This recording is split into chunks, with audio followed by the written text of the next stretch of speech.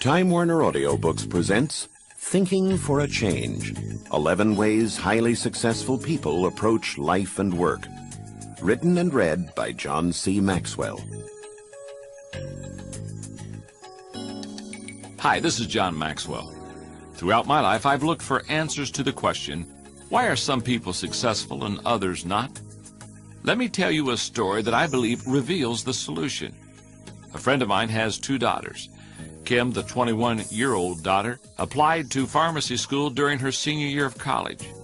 On the day that she got word that she was accepted, her older sister, Jenny, was there to share the news. Jenny was glad that Kim had achieved her goal, but she pitied her at the same time. "Mom," she said, "I feel sorry for Kim.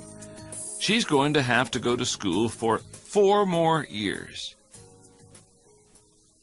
Successful people think differently than unsuccessful people. One sister heard the news and was excited because she thought about the lucrative, rewarding career that was going to open up to her after graduate school. The other sister thought only about the amount of time it would take to achieve it. If you're currently not successful, or you are not as successful as you would like to be, it may be because you are not thinking your way to the top. To place yourself on the pathway of success, I suggest that you do the following. Listen to each chapter to better understand successful thinking. Evaluate yourself at the end of each chapter by answering the thinking question. Take the steps included to implement the kind of successful thinking contained in the chapter. Together for the next 14 chapters, we will take a thinking trip. It could be the difference that makes all the difference in your life. Part 1. Change your thinking and change your life. Chapter 1. Understand the value of good thinking. What is the one thing successful people have in common?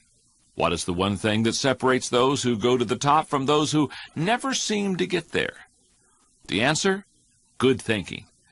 Those who embrace good thinking as a lifestyle understand the relationship between their level of thinking and their level of progress. In the first book I wrote back in 1979, entitled Think on These Things, I said, "Your life today is a result of your thinking yesterday. Your life tomorrow will be determined by what you think today." The title of that book was inspired by the words of the Apostle Paul, who admonished, "Whatever is true, whatever is honorable, whatever is just, whatever is pure, whatever is pleasing, whatever is commendable, if there is any excellence, and if there is anything worthy of praise, think about these things." Those words were often quoted to me by my father, Melvin Maxwell. They were important to him because he is an example of someone who changed his thinking and therefore changed his life. If you met my dad, he would tell you that he was born with a naturally negative bent to his thinking. In addition, he grew up during the Depression, and when he was 6 years old, his mother died. But as a teenager, he began to see that all the successful people he knew had one thing in common. Their lives were filled with positive thoughts about themselves and others. He desired to be successful like them, so he embarked on the daily task of changing his thinking. He became a college president and touched the lives of innumerable people. To this day, he is my hero.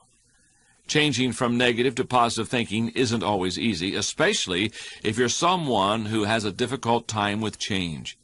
For some people, it's a lifelong struggle. When it comes to making positive personal changes, do you know what most people's #1 challenge is? It's their feelings. They want to change, but they don't know how to get past their emotions. But there's a way to do it. Take a look at the truth contained in the following syllogism. Major premise: I can control my thoughts. Minor premise: my feelings come from my thoughts. Conclusion: I can control my feelings by controlling my thoughts. If you are willing to change your thinking, you can change your feelings. If you can change your feelings, you can change your actions. And changing your actions based on good thinking can change your life. Becoming a better thinker is worth your effort because the way you think really impacts every aspect of your life. It doesn't matter whether you are a business person, teacher, parent, scientist, pastor, or corporate executive. Good thinking will make you a better business person, teacher, parent, scientist, pastor, or corporate executive. Good thinking creates the foundation for good results. If you don't like the crop you're reaping, you need to change the seed you're sowing. When it comes to achievement, the seed is your thinking. Good thinking increases your potential. If your thinking shapes who you are, then it naturally follows that your potential is determined by your thinking. Achieving your potential comes from making progress, and progress is often just a good idea away. That was certainly true of Sam Walton, the founder of Walmart. He explained, "I guess in all my years what I heard more often than anything was, a town of less than 50,000 people in population cannot support a discount store for very long." But Walton did not think the way his competitors thought, and for that reason, his potential was greater. Today, Walmart is the world's largest retailer, employing more than 1 million people and achieving annual sales in excess of $191 billion.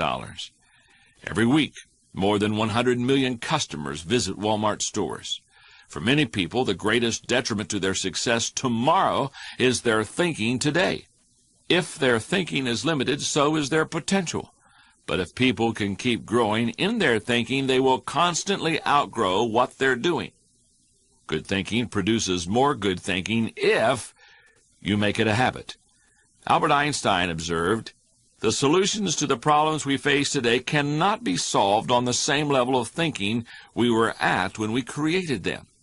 Look around you, and you'll see that it is true. The world keeps getting more and more complicated. The good news is that no matter how complicated life gets or how difficult problems may seem, good thinking can make a difference if you make it a consistent part of your life. The more you engage in good thinking, the more good thoughts you will continue to think. I believe that good thinking isn't just one thing. It consists of several specific thinking skills.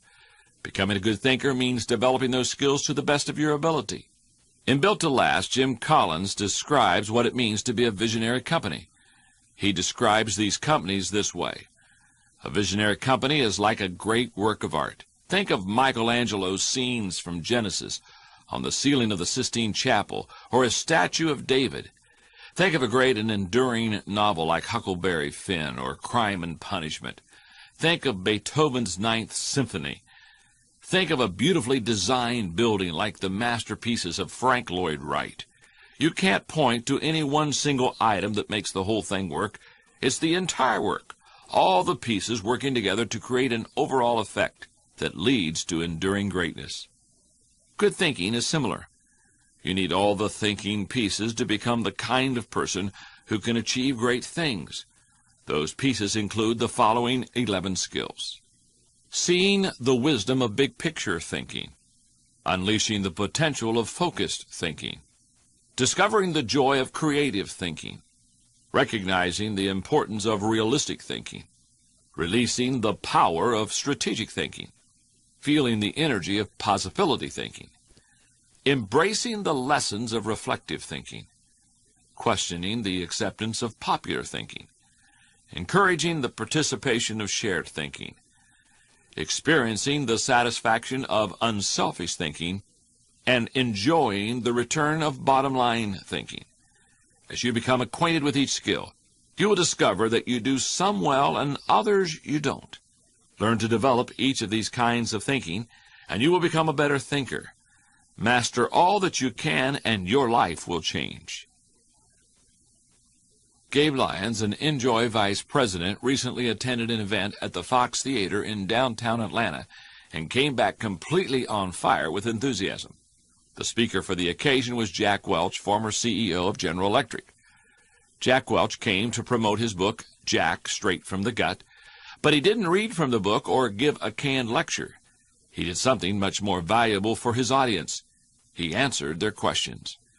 Gabe said, "A young guy asked, 'When you were my age, what did you do that elevated yourself among all of your other associates? How did you stand out in the crowd of all of the other young, ambitious, and driven colleagues of your day?' Jack responded, 'The first thing you must understand is the importance of getting out of the pile. The only way you are going to stand out to your boss is to understand this simple principle. When your boss asks you a question, assigns a basic project, or sends you out to gather some data, you must understand that your boss already knows the answer that he's looking for. As a matter of fact, in most cases, he simply wants you to go out and confirm what he already believes is true in his gut. Most people simply go out and do just that, Jack continued, confirm what their boss believes to be true. But here is the difference maker. You must understand that the question is only the beginning. When your boss asks you a question, that question should become the jumping off point for several more ideas and thoughts. If you want to elevate yourself, you must sink your thoughts and time into not only answering the question, but going above and beyond it to add value to the train of thought your boss was on. Practically speaking, that means coming back to the table and presenting to your boss not only an answer, but 3 or more other ideas, options, and perspectives that were probably not previously considered by your boss. The goal is to add value to the idea and the thought by exceeding expectations when the question is given to you. This is true not only with questions, but assignments, initiatives, and everything else ever given to you to run with by upper management. Ask yourself this thinking question: do I believe that good thinking can change my life? Take the next step toward understanding good thinking. Who are the best thinkers you know? Name them. What separates them from the rest of the crowd? Describe what's different about them. Choose one of those thinkers and try to arrange to spend some time with him or her. Who you associate with matters. In the past, how would you have defined good thinking?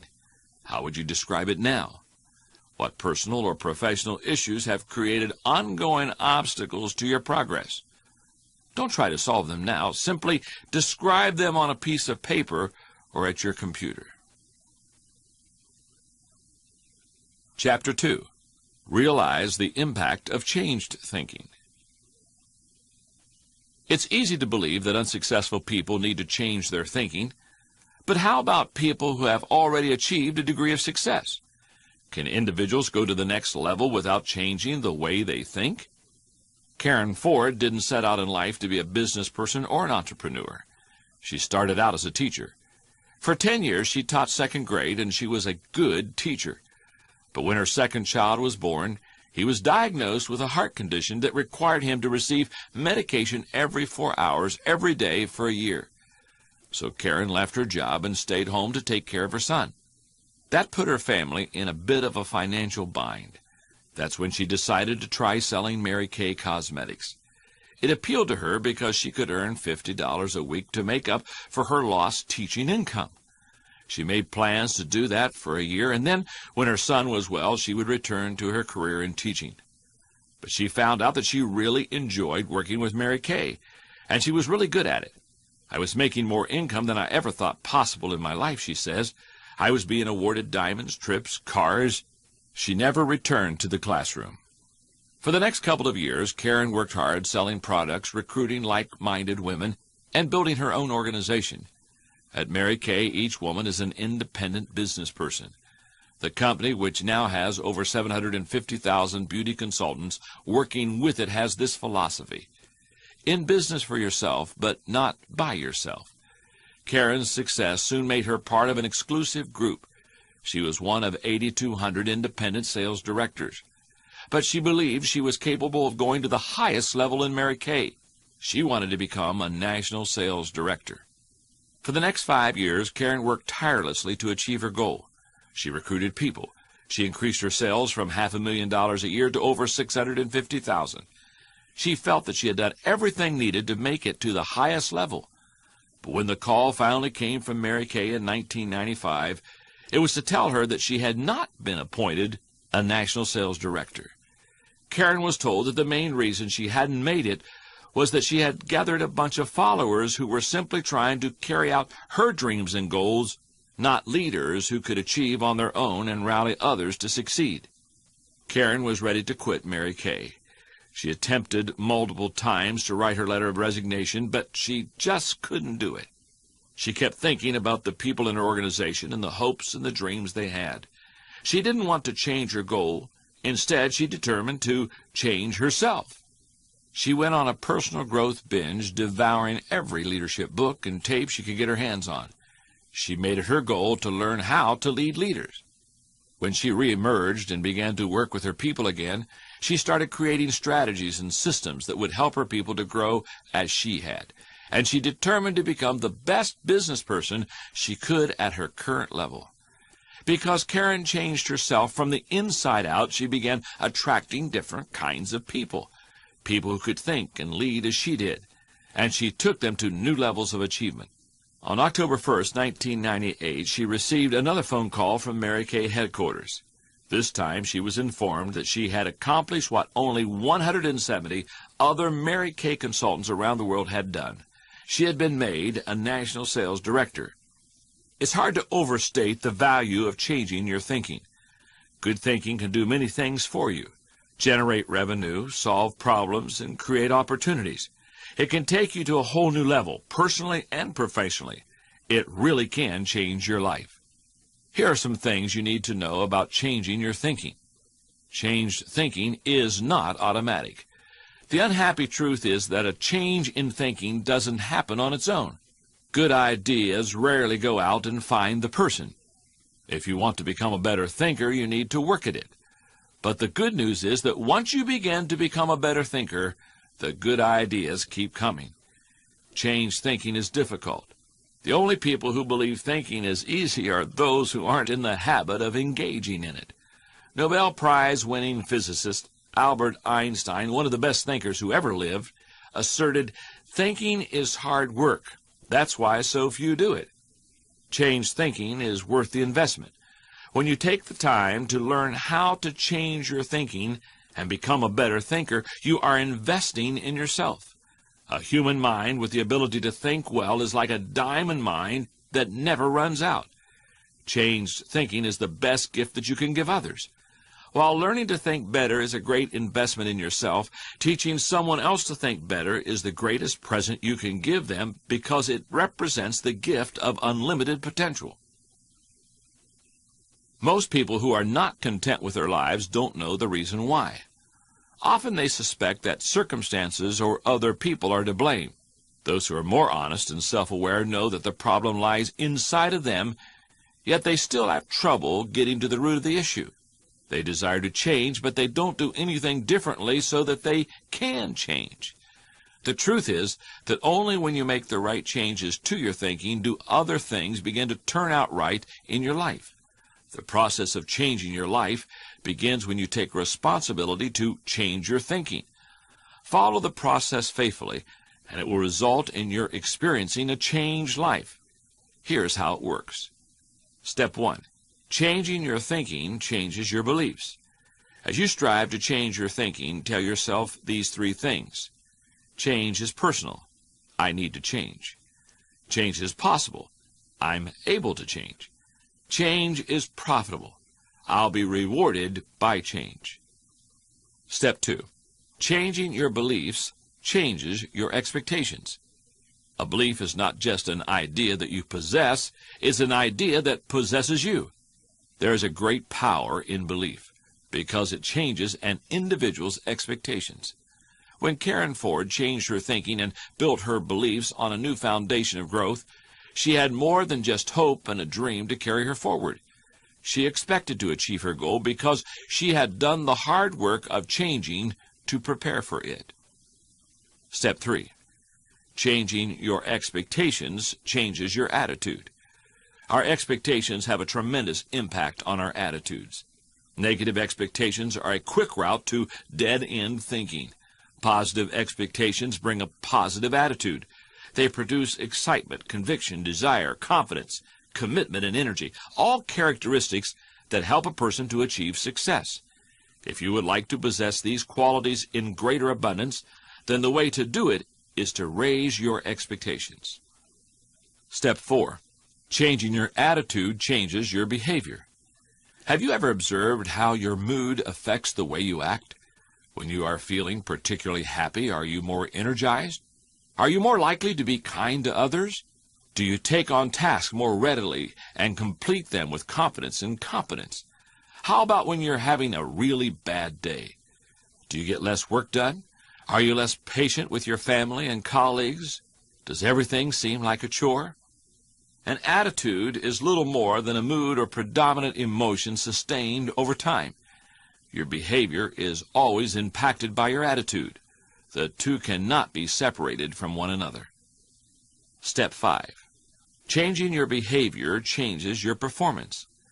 When I was in my 20s, I decided I wanted to become a better golfer. I went to see a golf professional to get some advice on how to improve. "You're using a baseball grip," the pro told me. "You're never going to improve until you change it."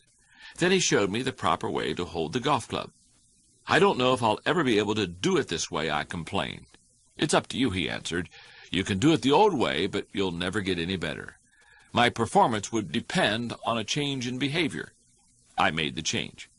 Reaching new goals and moving to a higher level of performance always requires change, and change is awkward. However, take comfort in the knowledge that if a change doesn't feel uncomfortable, then it's probably not really a change. Step 6. Changing your performance changes your life. When you change your performance, that is, what you're able to do on a consistent basis, then you have the power to change your life. Although I write a lot of books, my primary career is in communication. Each year I speak in person to more than 350,000 people. Now, if you had heard me speak 3.5 decades ago when I started my career, you never would have expected me to achieve such success. Let's just say I was less than inspiring. But my desire was to reach my potential. I was determined to improve. To get the end result of changing my performance, I started the process of growth by changing my thinking. I knew that I could not approach communication in the same way mentally and perform differently. I began by studying speakers who were respected in my limited circle of experience and watching what they did. I tried to figure out what they were doing. Then I copied them. The next thing I did was take a more intellectual route to communication. I used research, stats, and etymology. In the process, I learned a little more, particularly when it came to preparation and writing. With those skills under my belt, I began studying people who were on a level of skill beyond anyone in my circle. I saw how they connected with an audience, and I began trying to do the same. I realized that people learned better when there was some kind of a hook. I saw how people responded to humor and incorporated the kind of humor that I was good at. It took me 8 years to learn how to be myself before an audience and to develop my own style. Progress always requires change. Going to a new level always requires changing your mind. I know that you know that intuitively, but you need to make that idea a foundation to the way that you live your life. Martin Grunder tells a story about Mark Victor Hansen, the motivational speaker who created the chicken soup for the Soul Empire. Years ago, before his great success, Hansen approached Tony Robbins at an event where both of them were speaking, and he said, "Tony, I've been doing this for a long time, and I'm doing okay. I'm making about $1 million a year doing what I'm doing. I know for a fact that you made $156 million last year with your speaking and teaching and all of your products. How do you do it? How can I do it?" Grunder says Robbins turned to Hansen and asked, "Who is in your mastermind group?" That's a group of like-minded people someone meets with to generate ideas and have accountability. "Millionaires," replied Hansen. "We're all millionaires." "That's what you're doing wrong," Robbins remarked. "You need to find yourself some billionaires and begin associating with them. They'll get you thinking at their level." To say that Hansen has gone to another level since that conversation is stating it mildly. His goal is to sell 1 billion chicken soup books, and he is well on his way to accomplishing that. Do you want to succeed where you have failed before? Do you want to go to a level you never even dreamed possible? If you do, don't start by trying to change your actions. Start by changing your mind. Nothing else you can do will have as great an impact. Thinking question. Is my desire for success and to improve my life strong enough to prompt me to change my thinking? Measuring the impact of changed thinking. When Karen Ford faced obstacles in her path to the next level and failed, she was tempted to quit. How have you handled similar situations? List several major disappointments you've faced in your career or personal life and how you responded. Now ask yourself, when you have tried to improve your life in the past, where have you focused your energy? Write down the following 6 words: thinking, beliefs, expectations, attitude, behavior, and performance. Using that list, rank where you ordinarily place the most emphasis by marking it with a 1. Mark the next most important area with a 2 and proceed until you've ranked all 6 in order. Based on your answers, how much will you have to change the way you naturally want to do things in order to change your thinking as outlined in the chapter? Explain. And finally, I believe that success is okay as long as it's seen as growth, not an end in itself. Could your past successes be getting in the way of your future success? Think about an area where you have been successful in the past but have currently plateaued. Figure out what is lacking in your current performance and trace back through performance, behavior, attitude, expectations, and beliefs until you go back to the source, thinking. How must you change your thinking to break through to the next level? Chapter 3. Master the process of intentional thinking. Becoming a good thinker isn't overly complicated. Simply stated, it's a discipline. And like most disciplines, it can be cultivated and refined. That's why I want to teach you the process that I've used to discover and develop good thoughts.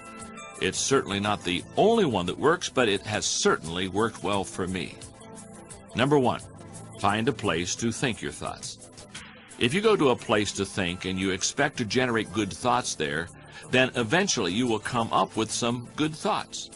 Everybody's different when it comes to where to think. Some people think best in the shower. Others, like my friend Dick Biggs, like to go to a park. For me, the best places to think are in my car, on planes, or in my spa. Find a place where you can think and plan to capture your thoughts on paper so that you don't lose them. Number 2, shape your thoughts. Rarely do ideas come fully formed and completely worked out. Most of the time, they need to be shaped until they have substance. During the shaping time, you want to hold an idea up to strong scrutiny. Many times, a thought that seemed outstanding late at night looks pretty silly in the light of day. Ask questions about your ideas. Fine-tune them. One of the best ways to do that is to put your thoughts in writing. As you shape your thoughts, you really find out whether an idea has potential or not. By asking questions, you gain perspective on your ideas. Number 3, stretch your thoughts. If you come upon great thoughts and spend time mentally shaping them, don't think you're done and can stop there. If you do, you will miss some of the most valuable aspects of the whole thinking process. You miss bringing others in and expanding ideas to their greatest potential. If you really want to take an idea to the highest level, ask others to help you. I've found that there's a kind of formula that can help you stretch your thoughts. It says, the right thought plus the right people in the right environment at the right time for the right reason equals the right result. It's a combination that's hard to beat. Here's why. The right thought. Everything begins with the seed of an idea. The right people. When you expose an idea to the right people, incredible things can happen to that idea. The original thought often grows along with its vision, power, and impact. Who are the right people to stretch a vision? They are the ones who love you and embrace your vision, know you and strengthen your vision, and complement you and enlarge your vision. The right environment. A right environment is one where thinking is valued, ideas flow freely, fresh eyes are welcome, change is expected, questions are encouraged, egos are checked, ideas stimulate better ideas, and thinking generates teamwork. If you are in a wrong environment, then you need to find one that encourages you. If you're a leader, you need to realize that you are creating the environment that you are in. The right time. Ideas are fragile things when they first see the light of day. If you try to implement them too early or introduce them while there are more naysayers than supporters, they won't survive. When you are still in the stretching stage of an idea, present it without time frames or rigidly defined goals. Thoughts must be allowed to breathe before you harness them. The right reason. J.P. Morgan said a man always has two reasons for doing anything, a good reason and the real reason. Motives matter. If your ideas are motivated by adding value to others rather than just yourself, people will be more inclined to help you stretch them. Sometimes a thought is only a springboard to a greater idea, but without that springboard, the great idea would never be found. Sometimes a thought becomes great when it is partnered with another great idea. And sometimes a thought is remarkable just as it is and only needs to be fleshed out. Finding a place to stretch your thoughts gives you a chance to take that idea as far as it can go. Number 4, land your thoughts. Any idea that remains only an idea doesn't make a great impact. The truth is that the real power of an idea comes when it goes from abstraction to application. If you want your thoughts to make an impact, you need to land them with others first so that they can someday be implemented. As you plan for the application phase of the thinking process, land your ideas first with yourself. Landing an idea with yourself will give you integrity. People will buy into an idea only after they buy into the leader who communicates it. That won't happen if the leader doesn't believe in it himself. Land your idea with key players. Let's face it, no idea will fly if it isn't embraced by the influencers. Landing an idea with the influencers in your organization, for example, will increase your influence. After all, they are the people who carry thoughts from idea to implementation. And then, land your idea with those most affected. Landing thoughts with the people on the firing line will give you great insight. Those closest to changes that occur as a result of a new idea are able to give you a reality read. And that's important, because sometimes, even when you've diligently gone through the process of creating a thought, shaping it, and stretching it with other good thinkers, you can still miss the mark. Number 5, fly your thoughts. What good is thinking if it ultimately has no application in real life? If your thinking is totally separate from your actions, then it's not productive. And that's the value of learning how to master the process of thinking well. It leads you to productive thinking.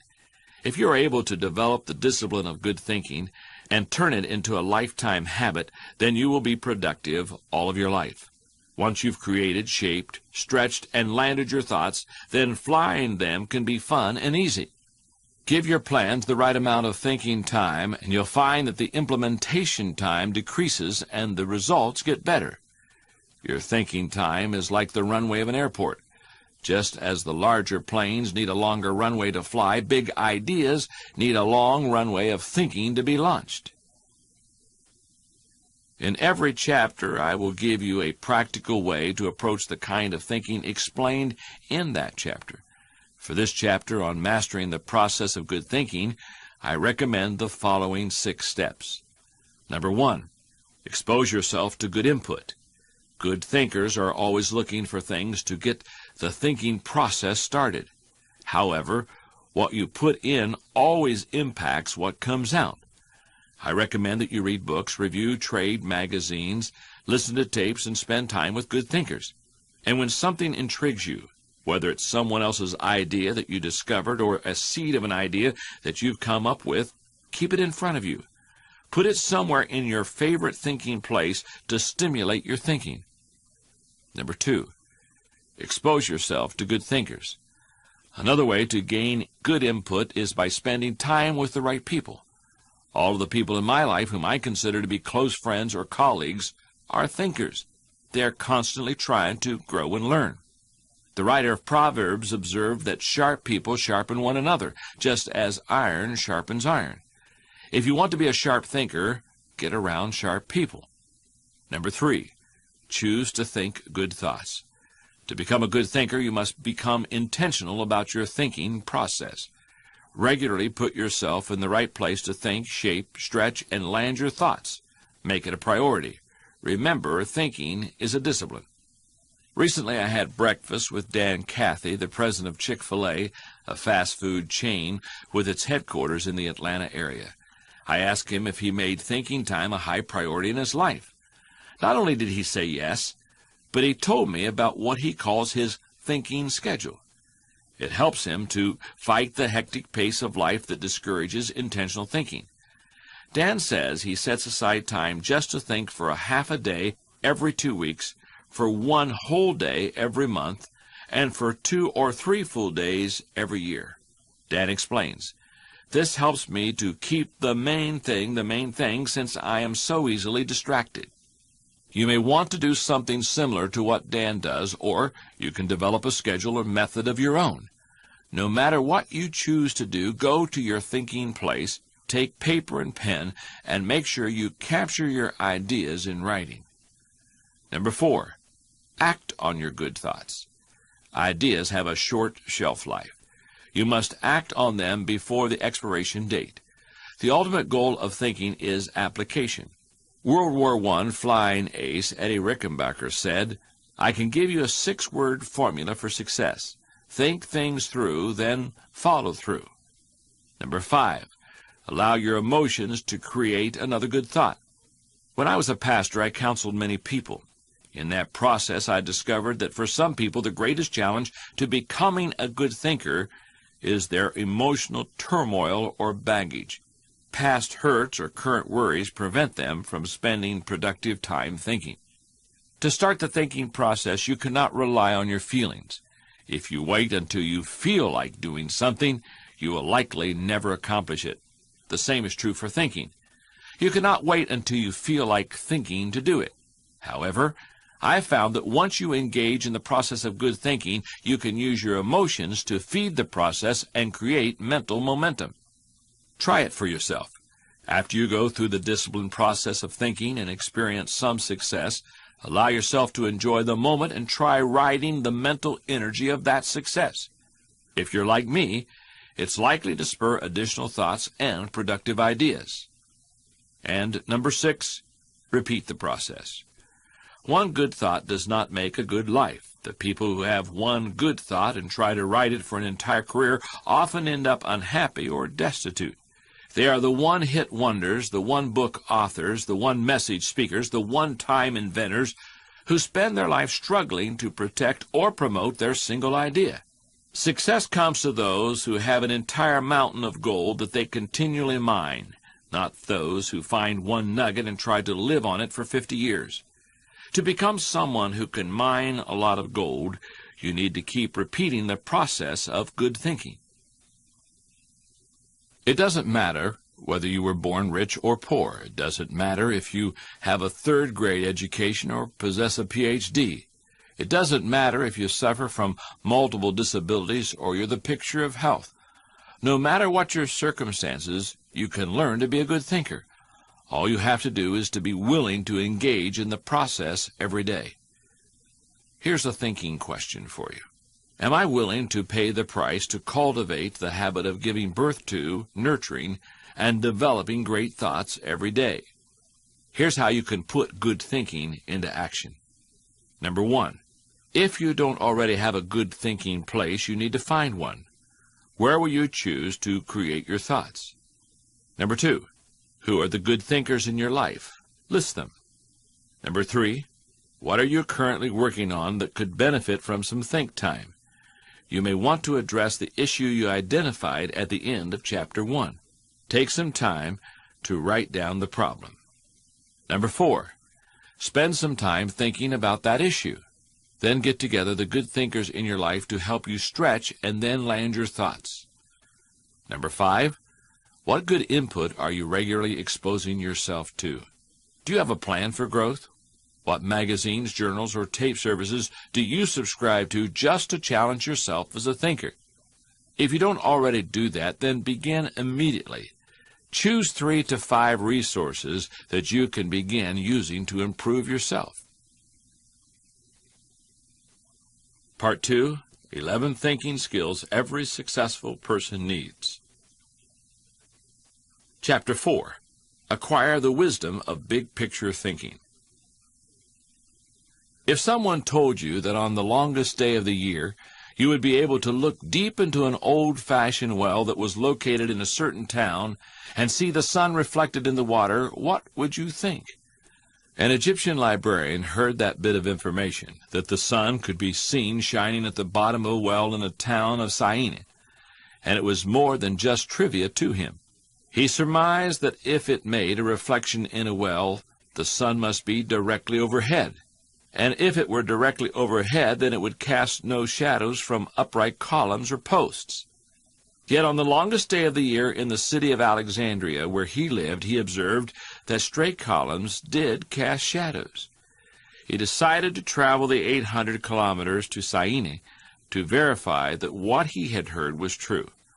On the longest day of the year, he looked into the well and saw the sun reflected, and sure enough, at midday, posts cast no shadows. He began to see a bigger picture of what these seemingly insignificant facts meant. Surprisingly, it went against what nearly everyone believed at the time. You see, the librarian's name was Eratosthenes, and he lived more than 2,200 years ago. As the director of the greatest library in the world, the Library of Alexandria in Egypt was said to possess hundreds of thousands of scrolls. He was at the intellectual capital of the world for his time. In the 3rd century B.C., nearly every scholar in Alexandria and around the world believed that the earth was flat. But Eratosthenes reasoned that if the sun's light came down straight and the earth was flat, then there would be no shadows in both locations. If there were shadows in one location but not the other, then there could be only one logical explanation. The surface of the earth must be curved. That's a pretty impressive mental leap, although it seems perfectly logical to us today. But Eratosthenes made the big picture connection by using everyday facts and putting them together. What's even more impressive is that he actually calculated the size of the earth.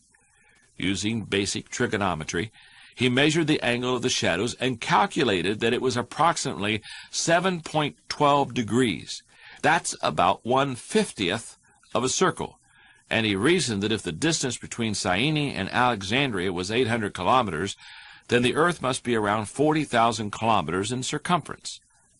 He wasn't far off. The actual circumference of the earth through the poles is 40,008 kilometers. You don't have to be a scientist or a mathematician to embrace big-picture thinking or to benefit from it. It can help any person in any profession. Spend time with big-picture thinkers and you will discover the following. Big-picture thinkers learn continually. Big-picture thinkers are never satisfied with what they already know. They are always visiting new places, reading new books, meeting new people, learning new skills, and because of that practice, they are often able to connect the unconnected just as Eratosthenes did. They are lifelong learners. One of the things that I do to help me to maintain a learner's attitude is spend a few moments every morning thinking about my learning opportunities for the day. As I review my calendar and to-do list, knowing who I will meet that day, what I will read, which meetings I will attend, I note where I am most likely to learn something, and I mentally cue myself to look attentively for something that will improve me. If you desire to keep learning, I want to encourage you to examine your day and look for opportunities to learn. Big-picture thinkers listen intentionally. One of the best ways to broaden my experience is to listen to someone who has expertise in an area where I don't. When you meet with people, it's good to have an agenda so that you can learn. It's a great way to partner with people who can do things you can't. Big-picture thinkers understand that there are lots of things they do not know. They frequently ask penetrating questions to enlarge their thinking and understanding. If you want to become a better big-picture thinker, then become a good listener. Big-picture thinkers look expansively. Human beings are in the habit of seeing their own world first. Big-picture thinkers realize there is a world out there besides their own, and they make an effort to get outside of themselves and see other people's worlds through their eyes. To see how others see, you must first find out how they think. Becoming a good listener certainly helps with that. So does getting over your personal agenda and trying to take the other person's perspective. Big-picture thinkers live completely. Becoming a big-picture thinker can help you to live with wholeness, to live a very fulfilling life. People who see the big picture expand their experience because they expand their world. As a result, they are able to accomplish more than narrow-minded people. And they experience fewer unwanted surprises, too, because in any given situation, they are more likely to see the many components involved: issues, people, relationships, timing, and values. They are also, therefore, usually more tolerant of other people in their thinking. Intuitively, you probably know that big picture thinking is beneficial. After all, few people want to be close-minded. No one sets out to be that way. But just in case you're not completely convinced, here are several specific reasons why you should make the effort to become a better thinker when it comes to the big picture. Number one, big picture thinking allows you to lead. A few years ago in Leadership Journal, Lynn Anderson described an incident from American history as an illustration of limited thinking. More than 3 centuries ago, the Pilgrims landed on the shores of the American continent with great courage and vision. In their first year, a small group of settlers established a town. The next year, they elected a town council. In their third year, that council proposed building a road 5 miles into the wilderness for westward expansion. But the following year, the people criticized the proposal as a waste of public funds. Evidently, they couldn't see the big picture. As Anderson pointed out, the Pilgrims had once been able to see across the oceans. They now could not look 5 miles into the wilderness. You can find many big-picture thinkers who aren't leaders, but you will find few leaders who are not big-picture thinkers. Leaders must be able to see the vision before their people do. In fact, leaders not only see the big picture before others do, they also see more of it. This allows them to size up situations taking into account many variables. Leaders who see the big picture discern potential possibilities as well as problems. As Max Dupree says, the first responsibility of leaders is to define reality. Doing that allows them to form a foundation to build the vision. Once they have done that, leaders can sketch a picture of where the team is going. Too often, when people present the big picture, it is drawn up as a bright image without any challenges or obstacles. That false portrait only leads to discouragement when people actually take the journey. The goal of leaders shouldn't be to merely make their people feel good, but to help them be good and accomplish the dream. The vision shown accurately will allow leaders to show how the future connects with the past to make the journey more meaningful. Most people want to touch their past before they are willing to reach out to their future. When they can do that, moving forward seems natural and right. When leaders recognize this need for connection and bridge it, then they can seize the moment when the timing is right. In leadership, when to move is as important as what you do. Number 2, big picture thinking keeps you on target. To get things done, you need focus. However, to get the right things done, you need also to consider the big picture. Only by putting your daily activities in the context of the big picture will you be able to stay on target. Number 3, big picture thinking allows you to see what others see. In human relations, one of the most important skills you can develop is the ability to see things from the other person's point of view. It's one of the keys to working with clients, satisfying customers, maintaining a marriage, raising children, helping those who are less fortunate, etc. All interactions with people are enhanced by the ability to put yourself in another person's shoes. How do you get outside of yourself and look at things from another perspective? You look beyond yourself, your own interest, and your own world. You look at the big picture. When you work to consider an issue from every possible angle, examine it in the light of other people's history, discover other people's interests and concerns, and try to set your own agenda, you begin to see what others see.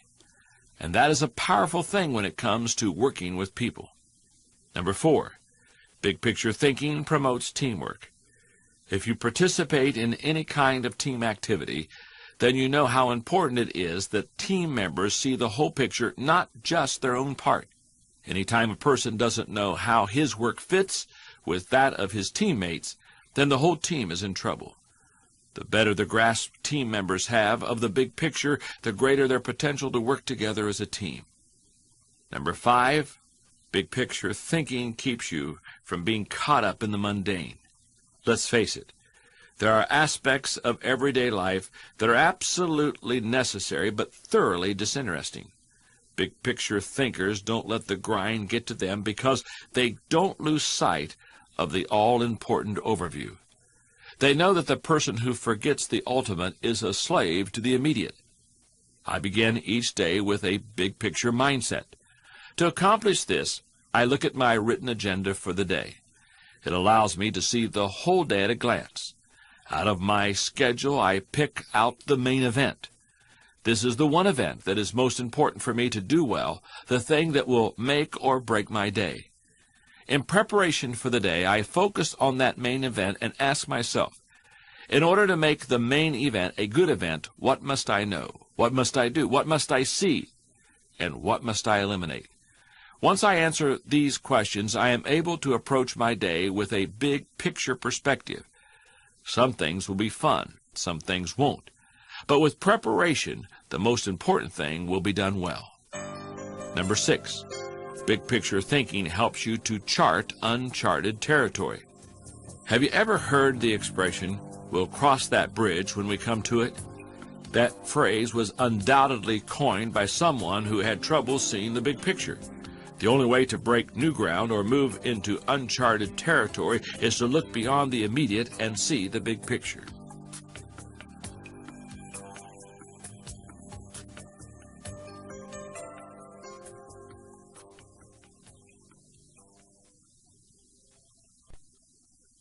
If your desire is to seize new opportunities and open new horizons, then you need to add big picture thinking to your abilities.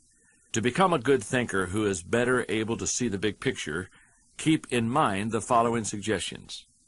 Don't strive for certainty.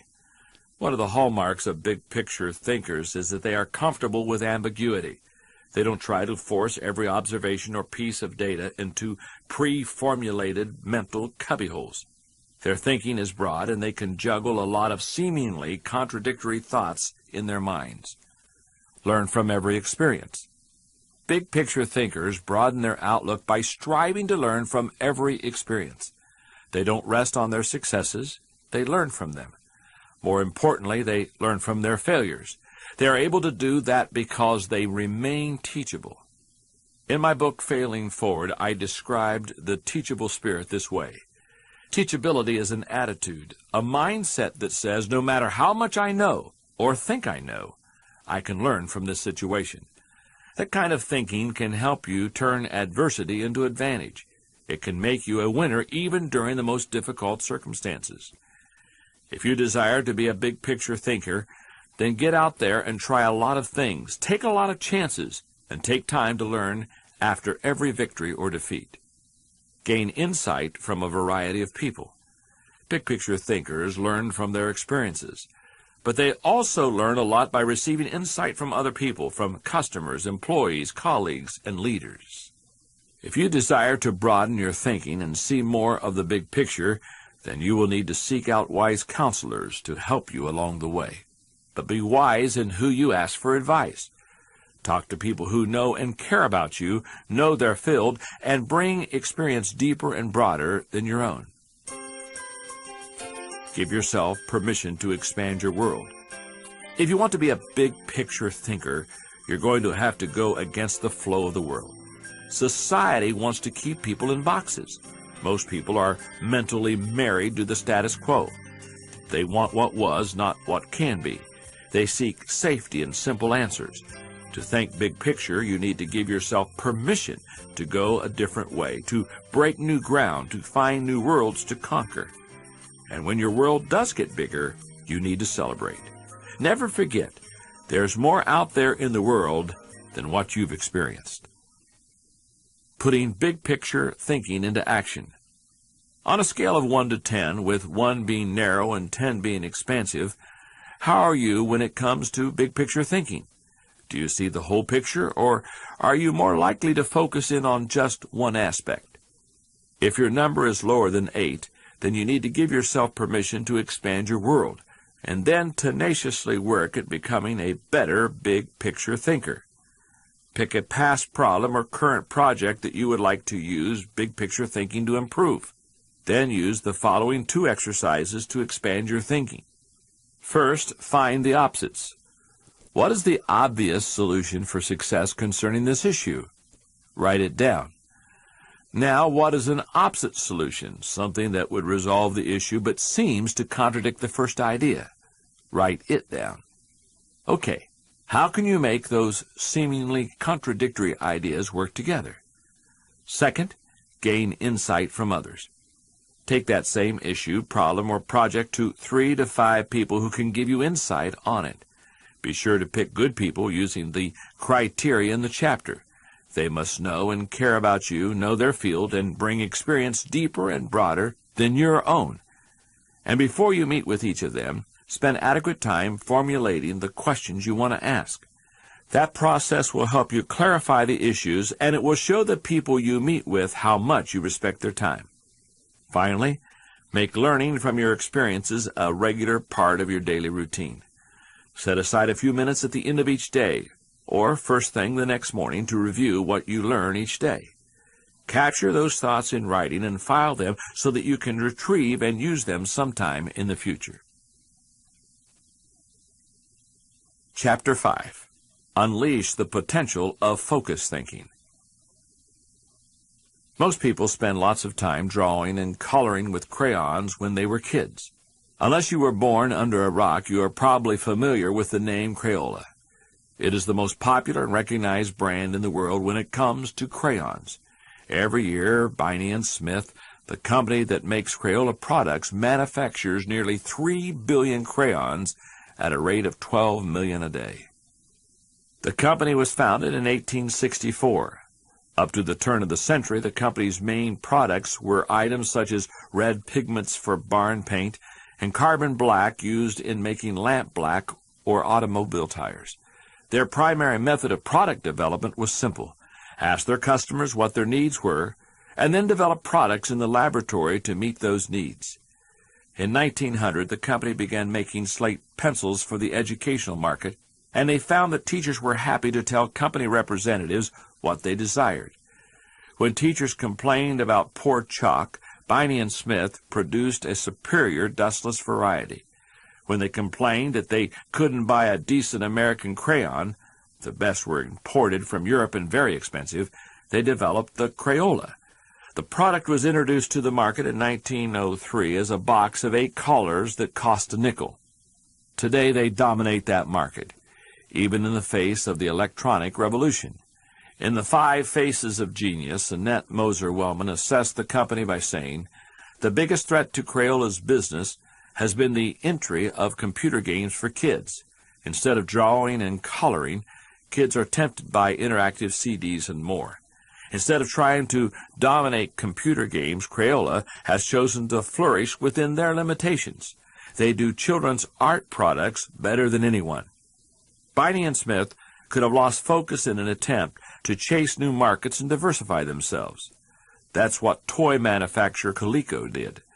The company started out in leather goods in the 1950s and then switched to plastics. In the late 1960s, they were the world's largest manufacturer of above-ground swimming pools. They had found their niche. Yet in the 1970s and 80s, they chased after the computer game market and then low-end computers. You may remember ColecoVision. Then they tried to capitalize on Cabbage Patch dolls. It ultimately drove them into bankruptcy. It would have been easy for Biney & Smith to chase after others' successes, but they didn't do that.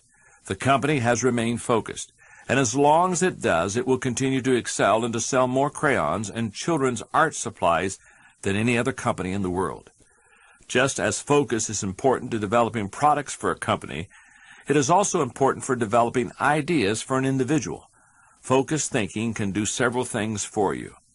Focused thinking harnesses energy toward a desired goal. Focus can bring energy and power to almost anything, whether it's physical or mental. If you're learning how to pitch a baseball and you want to develop a good curveball, then focused thinking while practicing will improve your technique. If you need to refine the manufacturing process of your product, focused thinking will help you develop the best method.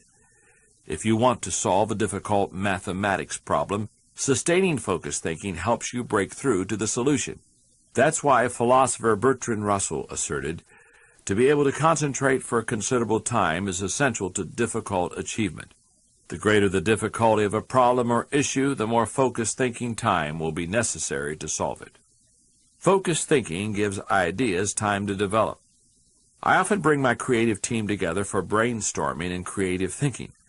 When we first get together, we try to be exhaustive in our thinking in order to generate as many ideas as possible. That has great value because the birthing of a potential breakthrough is often the result of sharing a lot of good ideas. But to take ideas to the next level, you need to shift from being expansive in your thinking to being selective. Over the years, I have discovered that a good idea can become a great idea when it is given focused time. It's true that focusing on an idea for a long time can be very frustrating. I've often spent days focusing on a thought and trying to develop it, only to find that I could not improve the idea. But sometimes my perseverance in focused thinking pays off. Focused thinking brings clarity to the target. Sociologist Robert Lind observed that knowledge is power only if a man knows what facts are not to bother about. Focused thinking removes distractions and mental clutter so that you can concentrate on an issue and think with clarity. That's crucial because if you don't know what the target is, how will you ever hit it? Focused thinking will take you to the next level. No one achieves greatness by becoming a generalist. You don't hone a skill by diluting your attention to its development. The only way to get to the next level is to focus. No matter whether your goal is to increase your level of play, sharpen your business plan, improve your bottom line, develop your subordinates, or solve personal problems, you need to focus. Where should you focus your thinking? Does every area of your life deserve dedicated focused thinking time? Of course the answer is no. When it comes to focused thinking, it's better to be selective rather than exhaustive. For me, that means dedicating in-depth thinking time to 4 areas: leadership, creativity, communication, and intentional networking. Your choices will probably be different. Here are a few suggestions to help you figure them out. Identify your priorities. The first thing you must take into account are your priorities for yourself, your family, and your team. There are many ways to determine priorities. If you know yourself well, then begin by focusing on your strengths, the things that make best use of your skills and God-given talents. Another way is to focus on what brings the highest return and reward. Do what you enjoy most and do best. You could use the 80-20 rule. Give 80% of your effort to the top 20% most important activities. Another way is to focus on exceptional opportunities that promise a huge return. The main thing is that you give your attention to the areas that bear fruit. Discover your gifts. Not all people are self-aware and have a good handle on their own skills, gifts, and talents. If you are someone with that kind of background, then you need to work extra hard now to figure out what your gifts are. Take a personality profile such as DISC or Myers-Briggs. Interview positive friends and family to see where they think you shine. Spend some time reflecting on past successes. If you're going to focus your thinking in your areas of strength, then you need to know what they are. Develop your dream. If you want to achieve great things, then you need to have a great dream. If you're not sure what your dream is, use your focused thinking time to help you to discover it. In the past, if your thinking has gone back to a particular area time after time, then you may be able to discover your dream there. Give it more focused time and see what happens. And once you find your dream, move forward without second-guessing. The younger you are, the more likely you will give your attention to many things. That's good because you're still getting to know yourself, your strengths, and your weaknesses. After all, if you focus your thinking only on one thing and your aspirations change, then you've wasted your best mental energy. As you get older and more experienced, the need to focus becomes more critical. The farther and higher you go, the more focused you can be and need to be. Once you have a handle on what you should focus your thinking on, the next issue you must resolve is how to go about doing it. Here are 5 suggestions to help you with the process. Number 1, remove distractions. Removing distractions is no small matter in our current culture, but it's critical because, as author and positive mental attitude advocate W. Clement Stone says, you can keep your mind off the things you don't want by keeping it on the things that you do want. How do you do it? First, by maintaining the discipline of practicing your priorities. Don't do easy things first, or hard things first, or urgent things first. Do first things first, the activities that give you the highest return. In that way, you can keep the distractions to a minimum. Another thing you can do is insulate yourself from distractions. I found that I need blocks of time to think without interruptions. I've mastered the art of making myself unavailable from people and distractions when necessary and going off to my thinking place so that I can work without interruptions. Number 2, make time for focused thinking. Once you have a place to think, then you need to have time to think. Because of the fast pace of our culture, people tend to multitask. But that's not always a good idea. Switching from task to task can lose you up to 40% efficiency. Number 3, keep items of focus before you. To help me concentrate on the things that matter, I work to keep items that are important before me. I also keep items of focus before me in other ways. For example, if I'm working on a lesson for a conference or an outline for a book, I'll keep a file or a page on my desk so that I can see it every day as I work. That strategy has been successful for me for 30 years to stimulate and sharpen ideas. If you've never done it before, I recommend that you try it. Number 4, set goals. As a kid growing up, I didn't have any goals. I just wanted to have a good time and play ball. It wasn't until college that I became more focused. It was good that I was finally becoming more intentional about my life, but when I look back at those goals today, I laugh. The lifetime goals that I set were so small. If I had worked only until I achieved those goals, I would have fallen far short of where I am today. I believe goals are important. But the purpose of goals is to focus your attention and give you direction, not to identify a final destination. As you think about your goals, note that they should be clear enough to be kept in focus, close enough to be achieved, and helpful enough to change lives. Those guidelines will get you going. And be sure to write down your goals. If they're not written, I can almost guarantee you that they're not focused enough. Number 5, question your progress. Ask yourself, am I seeing a return from my investment of focused thinking time? Is what I'm doing getting me closer to my goals? Am I heading in a direction that is helping me to fulfill my commitments, maintain my priorities, and realize my dreams? Here's your thinking question for this chapter. Am I dedicated to removing distractions and mental clutter so that I can concentrate with clarity on the real issue? Putting focused thinking into action. Rate yourself. On a scale of 1 to 10, with 1 being scattered and 10 being focused, how are you when it comes to being a focused thinker? The lower your number, the more time you need to carve out for focused thinking time. Now, go get your calendar and figure out how to schedule thinking time. Ideally, you should schedule some time daily as well as a good block of time once a week. Remember that to be effective, you must remove yourself from distractions, prevent unwanted interruptions, and be able to focus.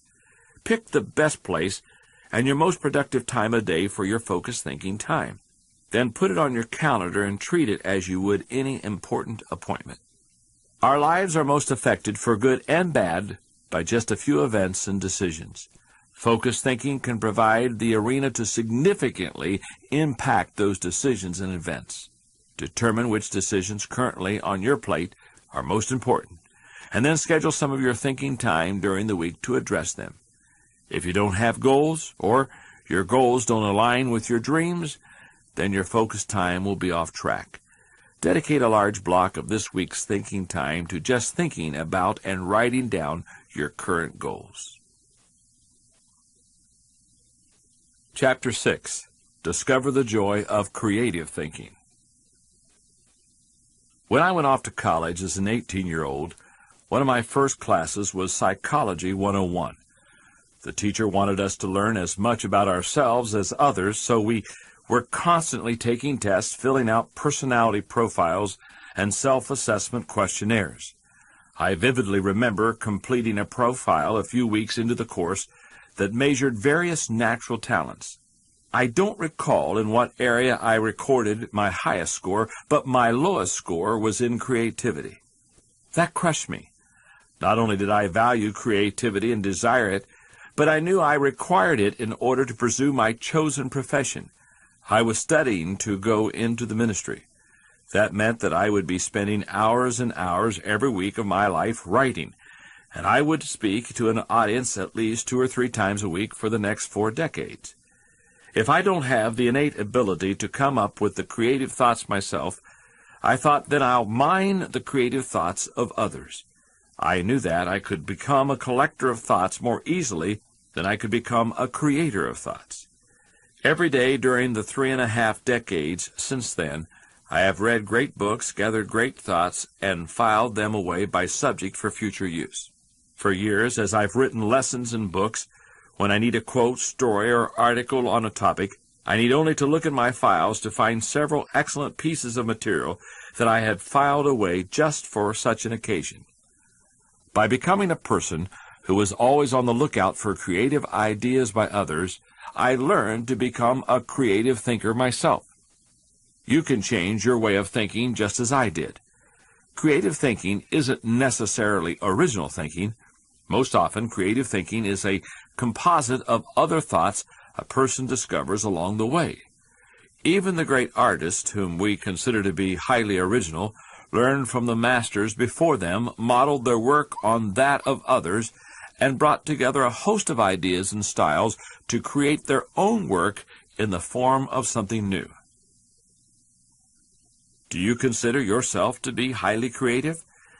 Perhaps you're not even sure what I mean when I begin to ask about whether you are a creative thinker. Let me explain a few of my observations. These are characteristics that creative thinkers have in common. Creative thinkers value ideas. Creativity is about having ideas, lots of them. You will have ideas only if you value ideas. People most often explore ideas in their own areas of interest. For example, that's what my wife Margaret does. She has a great love for design and interior decoration. Often when we're out together looking for antiques or decor items, I am amazed at how quickly she can find exactly what she's looking for. Margaret gets dozens of catalogs and magazines, and she regularly reviews them to see new items and trends. Because she values ideas, she always has lots of them. Creative thinkers explore options. I've yet to meet a creative thinker who didn't love options. Exploring a multitude of possibilities helps to stimulate the imagination, and when it comes to creativity, imagination is crucial. People who know me well will tell you that I place a very high value on options. Why? Because they provide the key to finding the best answer, not the only answer. For example, whenever team members come to me with a problem, I insist that they also supply 3 possible ways to solve them as well. Anyone can point out a problem. Only people who think well can present possible solutions. Creative thinkers embrace ambiguity. Creative people don't feel the need to stamp out uncertainty. They see all kinds of inconsistencies and gaps in life, and they often take delight in exploring those gaps, or in using their imagination to fill them in themselves. Creative thinkers celebrate the offbeat. Creativity, by its very nature, often explores off the beaten path and goes against the grain. Diplomat and longtime president of Yale University, Keenman Brewster, said, "There's a correlation between the creative and the screwball, so we must suffer the screwball gladly. To foster creativity in yourself or others, be willing to tolerate a little oddness." Creative thinkers connect the unconnected. Because a major aspect of creativity is based on utilizing others' ideas, there's great value in being able to connect one idea to another, especially to seemingly unrelated ideas. Years ago, when I began learning how to connect seemingly unconnected thoughts, I realized that it could often create something special. When you were a kid, did you ever play Connect the Dots? When you first looked at the page, it was just a jumble of dots. As you connected the dots, the picture the creator had envisioned emerged at the end of your pencil. It's easy to connect the dots if you know where you're going. Likewise, it's easy to connect ideas when you have a plan. Once you begin to think, you are free to collect.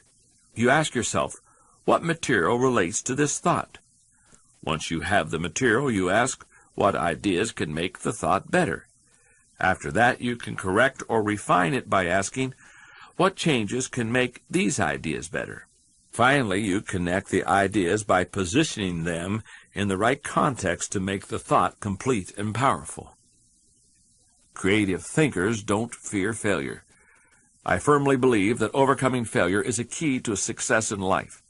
In fact, I wrote a book based on the belief entitled Failing Forward.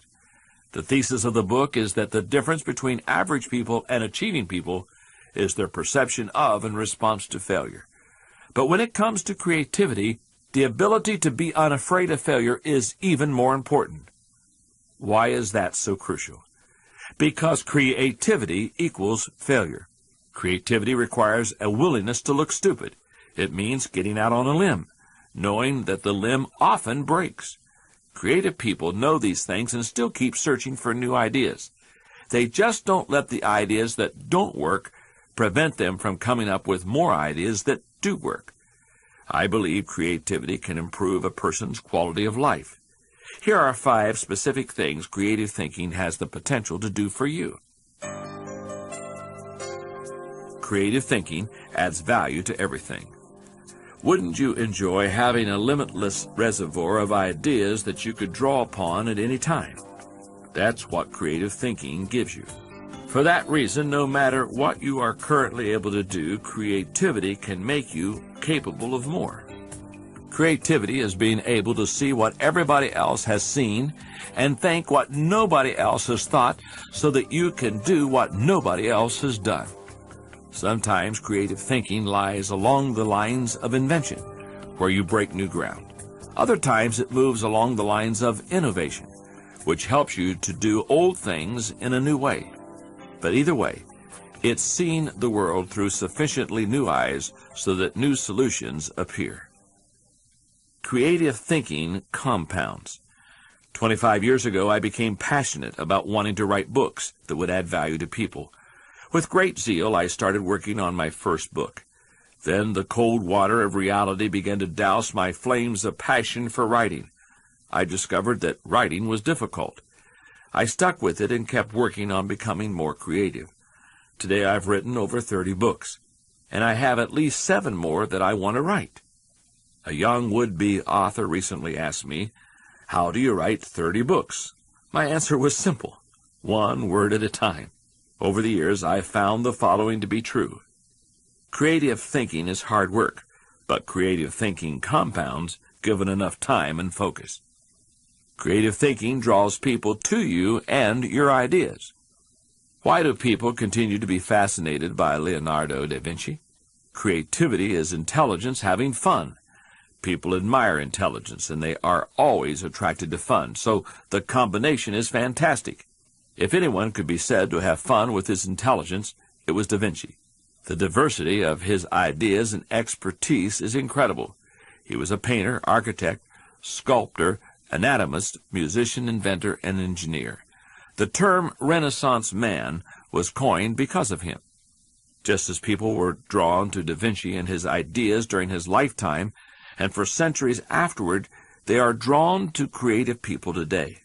If you cultivate creativity, you will become more attractive to other people, and they will be drawn to you. Creative thinking helps you learn more. It almost seems too obvious to say, but if you are always actively seeking new ideas, you will learn. Creativity is teachability. It's seeing more solutions than problems, and the greater the quantity of thoughts, the greater the chance for learning something new. Finally, creative thinking challenges the status quo. If you desire to improve your world or even your own situation, then creativity will help you. The status quo and creativity are incompatible. Creativity and innovation always walk hand in hand. A good illustration of how someone challenged the status quo through creativity can be seen in the story of Elvis Presley's estate after his death. Elvis left everything in a trust for Lisa Marie, his young daughter. In 1979, Lisa Marie's mother, Priscilla, became a co-executor of the trust and found that if something wasn't done, and quickly, the estate was on the road to ruin. Throughout his career, Elvis had received less than half of what he earned. Colonel Tom Parker, his manager, had a contract that took 50% of everything Elvis made right off the top. That and a lifestyle of free spending meant that Elvis was often strapped for cash. Several years before he died, Elvis sold off the rights to most of his recordings to raise money. Consequently, his estate received no royalty income from his music. Add to that situation a huge inheritance tax imposed by the government and an empty mansion, Graceland, gobbling up money through taxes and upkeep, and you can see that the situation looked bleak. Priscilla Presley started to think creatively. First, she took the little remaining cash from the estate and invested it into Graceland. Rather than selling it, she opened it up to the public as a tourist attraction. Just 38 days after it opened in 1982, it earned back its investment. The next thing she did was sever ties with Tom Parker so that 50% of the estate's earnings would not continue being funneled to him. Finally, Priscilla began to treat Elvis as a brand. She even promoted legislation in Tennessee to make his likeness intellectual property, which would belong to his estate. By using creative thinking, Priscilla Presley turned what looked like an impossible situation into a business empire that earns tens of millions of dollars a year. At this point you may be saying, okay, I'm convinced that creative thinking is important, but how do I find the latent creativity within me? How do I discover the joy of creative thought? Here are 5 ways to do it. Number 1, remove creativity killers. Take a listen to the following phrases. They are almost guaranteed to kill creative thinking anytime you hear or think of them. I'm not a creative person. Follow the rules. Don't ask questions. Don't be different. Say within the lines. There is only one way. Don't be foolish. Be practical. Be serious. Think of your image. That's not logical. It's not practical. It's never been done. It can't be done. It didn't work for them. We tried that before. It's too much work. We can't afford to make a mistake. It will be too hard to administer. We don't have the time. We don't have the money. Yes, but play is frivolous. Failure is final. If you think you have a great idea, don't let anyone talk you out of it, even if it sounds foolish. Don't let yourself or anyone else subject you to creativity killers. After all, you can't do something new and exciting if you force yourself to stay in the same old rut. Number 2, think creatively by asking the right questions. Creativity is largely a matter of asking the right questions. Wrong questions shut down the process of creative thinking. They direct thinkers down the same old path, or they chide them into believing that thinking isn't necessary at all. To stimulate creative thinking, ask yourself questions such as, why must it be done this way? What is the root problem? What are the underlying issues? What does this remind me of? What is the opposite? What metaphor or symbol helps to explain it? Why is it important? What's the hardest or most expensive way to do it? Who has a different perspective on this? What happens if we don't do it at all? You get the idea, and you can probably come up with better questions yourself. Number 3, develop a creative environment. Negative environments are responsible for the death of thousands of great ideas every minute. A creative environment, on the other hand, becomes like a greenhouse where ideas are seeded, sprout up, and flourish. A creative environment encourages creativity.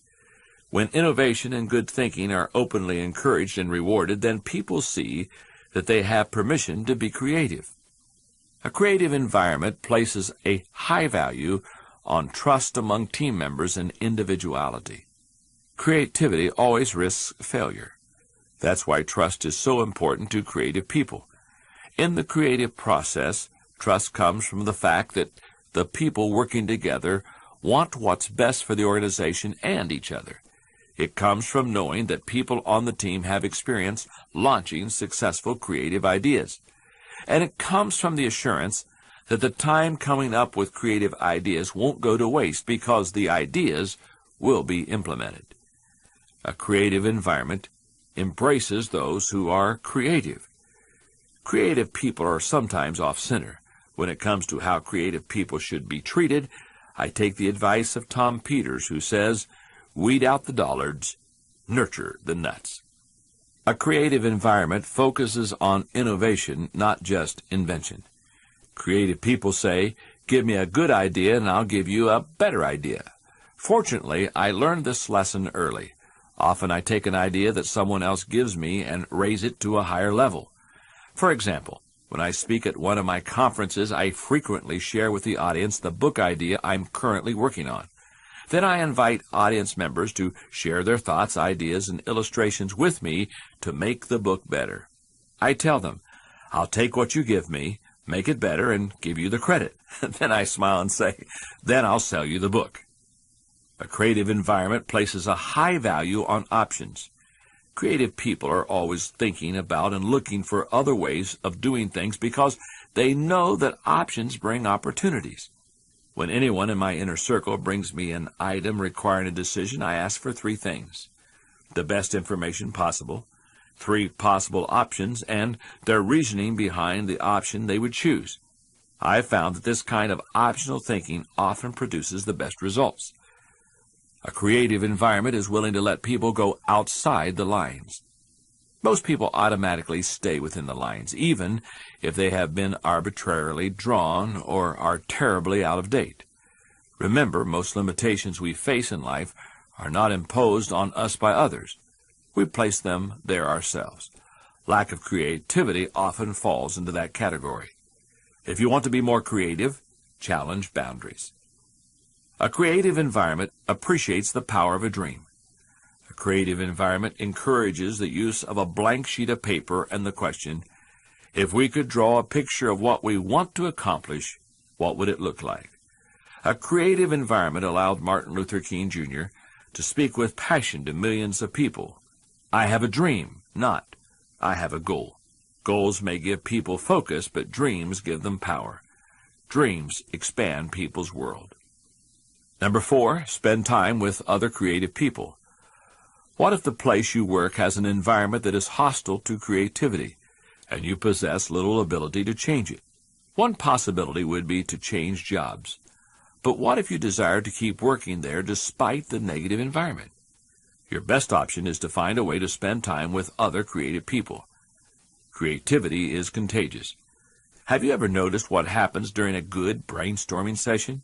One person throws out an idea. Another person uses it as a springboard to discover another idea. Someone else takes it in yet another, even better direction. Then somebody grabs hold of it and takes it to a whole new level. The interplay of ideas can be electric. The more time you can spend with creative people engaging in creative activities, the more creative you will become. Number 5, get out of your box. Actress Katharine Hepburn remarked, "If you obey all the rules, you will miss all the fun." While I don't think it's necessary to break all the rules, many are in place to protect us, I do think it's unwise to allow self-imposed limitations to hinder us. Creative thinkers know that they must repeatedly break out of the box of their own history and personal limitations in order to experience creative breakthroughs. The most effective way to help yourself get out of the box is to expose yourself to new paradigms. One way you can do that is by traveling to new places. Explore other cultures, countries, and traditions. Find out how people very different from you live and think. Another is to read on new subjects. If you want to break out of your own box, get into somebody else's. Read broadly. Many people mistakenly believe that if individuals aren't born with creativity, then they will never be creative. But you can see from the many strategies and examples I've given you that creativity can be cultivated. Here's a thinking question for you. Ask yourself, Am I working to break out of my box of limitations so that I can explore ideas and options to experience creative breakthroughs? Putting creative thinking into action. If you've been using some method of capturing your ideas in a notebook, computer, or filing system, I want you to take time and look through some of the ideas that you've recorded. If you haven't been capturing your ideas on paper, you're missing an opportunity to take them to the next level. I want you to begin capturing ideas on paper for the next 90 days. Look through your ideas and find one that you believe has great potential if you give it more thinking time. Now ask yourself the following questions to stretch that idea. Why do I like this idea? What are the underlying issues involved with it? What does this remind me of? What is the opposite? What metaphor or symbol helps explain it? What is the value of the idea? What's the hardest or most expensive way to carry it out? Who has a different perspective on this? What happens if I don't do it at all? In my wildest dreams, what can this idea lead to? Now, I want to encourage you to add other questions on your own. The idea is to get outside of your box and let your ideas take you anywhere they want you to. The only rules are, number one, you're not allowed to shut down your thinking process with self-editing, criticism, or other creativity killers. And two, you must try to capture as many of your ideas as possible on paper. Now think about your working environment. Does it naturally foster creativity or tend to shut it down? If it promotes creative thought, count your blessings. If it doesn't, figure out if you can make it friendlier to creativity. If you're the boss, then changing the culture is your responsibility. Praise and reward creative thinking and innovation. Introduce play. Give people time to go recharge their mental batteries. Hire a consultant to teach people how to think out of the box. Do whatever is necessary. And if you have the resources to go to another country where you can be exposed to a different culture, you may want to plan your next vacation around it. If you don't, then plan to read 3 books that take you out of your area of expertise. Don't pick something that will bore you or that will go way over your head. Just expose yourself to something that makes you stretch your mind. Chapter 7. Recognize the importance of realistic thinking. When I started my career fresh out of school, I was an idealistic thinker, not a realistic one. Some of my misconceptions were that I could make everyone happy. People like change if it was done properly. The leader taking care of people is enough. Good leadership makes tough calls unnecessary. The reality was that there will be conflict among people. People resist change regardless. People must be developed to be effective, and tough calls must always be made. Over the years, misconceptions fell one by one, and in time, I evolved into a more realistic thinker.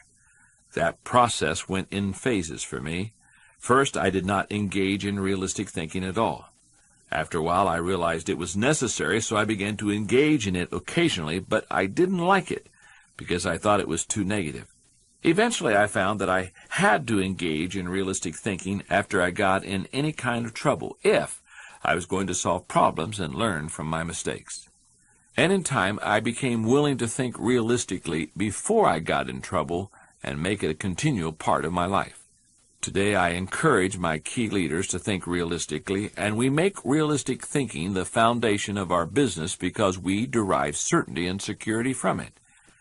Cultivating the ability to be realistic in your thinking will not undermine your faith in people, nor will it lessen your ability to see and seize opportunities.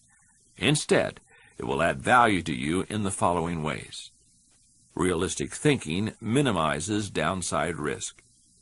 Actions always have consequences. Realistic thinking helps you to determine what those consequences could be. And that's crucial, because only by recognizing and considering the consequences can you plan for them. If you plan for the worst-case scenario, you can minimize the downside risk.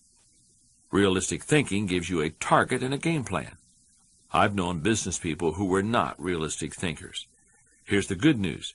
They were very positive and had a high degree of hope for their business. Here's the bad news. Hope is not a strategy. Realistic thinking leads to excellence in leadership and management because it requires people to define their target and develop a game plan to hit it. When people engage in realistic thinking, they also begin to simplify practices and procedures, which results in better efficiency. Realistic thinking is a catalyst for change. People who rely on hope for their success rarely make change a high priority in their lives. If you only have hope, you imply that achievement and success are out of your hands. It's a matter of luck or chance. Why bother changing? Realistic thinking can dispel that kind of an attitude. There's nothing like staring reality in the face to make a person recognize the need for change. Change alone doesn't bring growth, but you cannot have growth without change. Realistic thinking provides security. Anytime you have thought through the worst that can happen in a situation and you have a contingency plan to meet it, you become more confident and secure. Realistic thinking gives you credibility. If you're a leader, you will find that realistic thinking helps people to buy into your vision. Leaders who are continually surprised by the unexpected soon lose credibility with their followers. On the other hand, leaders who think realistically and plan accordingly position their organizations to win, and that gives their people confidence in them. The best leaders ask realistic questions before casting vision to others. They ask themselves things like, is it possible? Does this dream include everyone or just a few?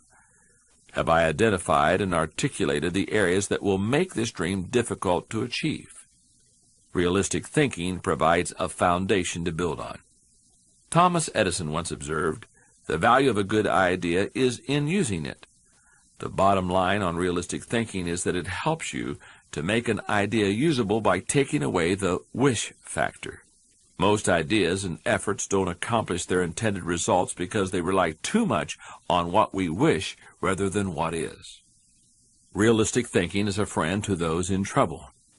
If creativity is what you would do if you were not afraid of the possibility of failure, then reality is dealing with failure if it does happen. Realistic thinking gives you something concrete to fall back on during times of trouble.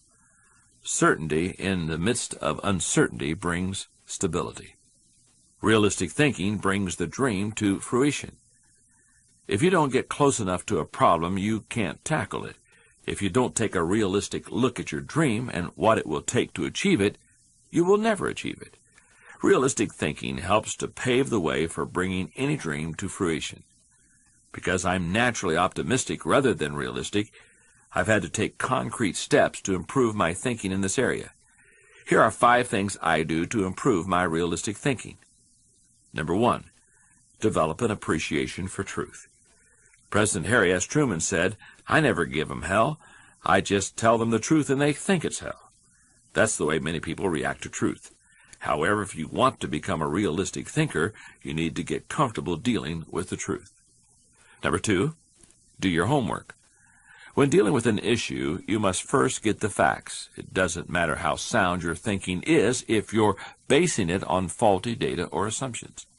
Another kind of homework you can do is to find out what others have done in similar circumstances. Remember, your thinking doesn't necessarily have to be original, it just has to be solid.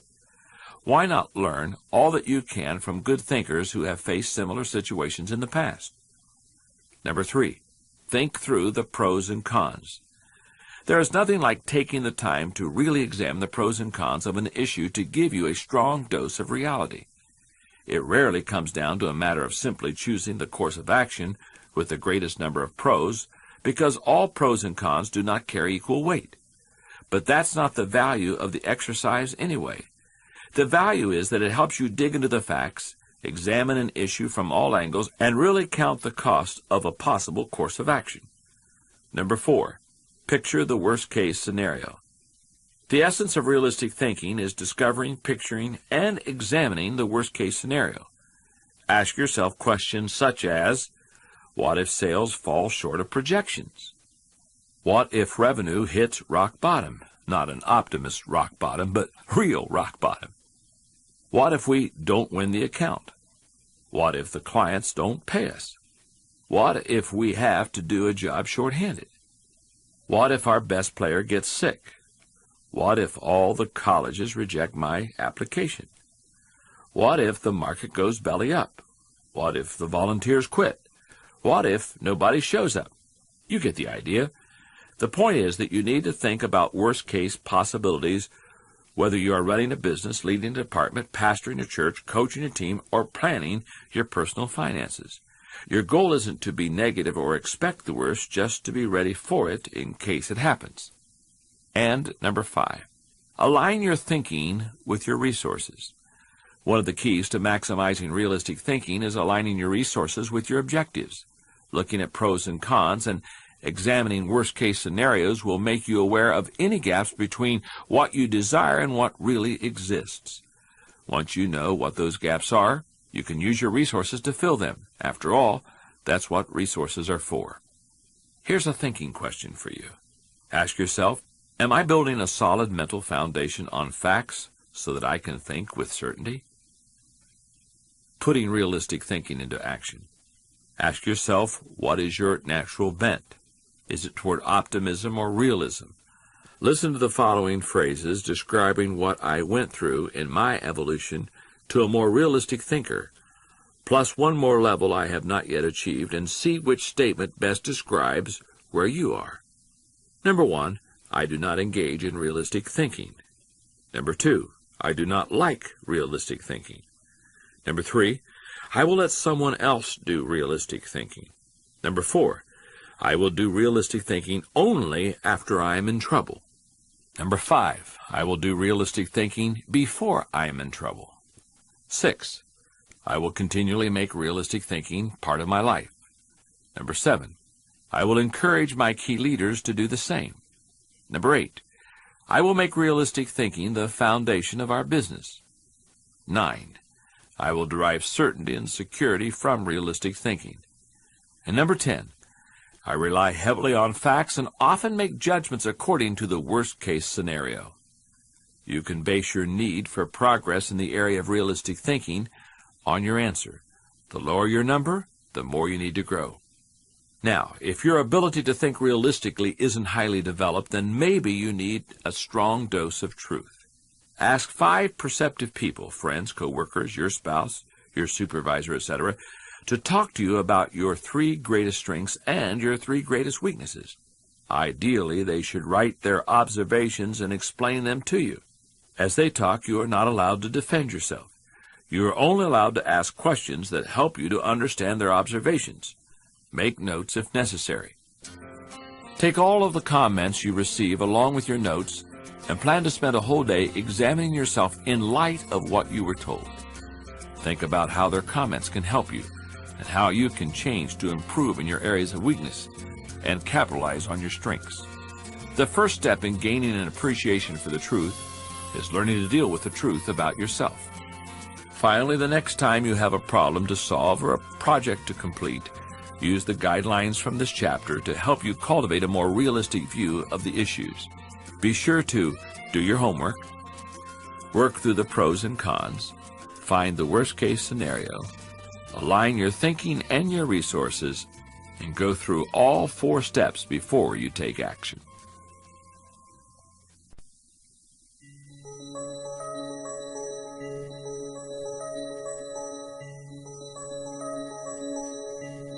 Chapter 8.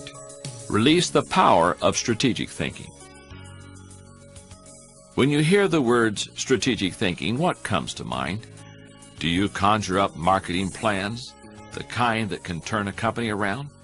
Perhaps you contemplate global politics, or you recall some of history's greatest military campaigns. Hannibal crossing the Alps to surprise the Roman army, Charlemagne's conquest of Western Europe, or the Allies' D-Day invasion of Normandy. Strategic thinking is often associated with war. In fact, a common dictionary defines it as the science of planning and directing large-scale military operations, specifically, as distinguished from tactics, of maneuvering forces into the most advantageous position prior to actual engagement with the enemy. Even the most basic definition uses a military application and distinguishes tactics from strategic thinking. Tactics are actions taken in battle, while strategies are plans prior to it. But strategy doesn't have to be restricted to military action or even to business. Strategic thinking can make a positive impact in any area of life. I am very strategic in the area of time management. I have observed that most people try to plan their lives one day at a time. Some people plan their lives a week at a time. They review their calendar for the week, check their appointments, review their goals, and then get to work.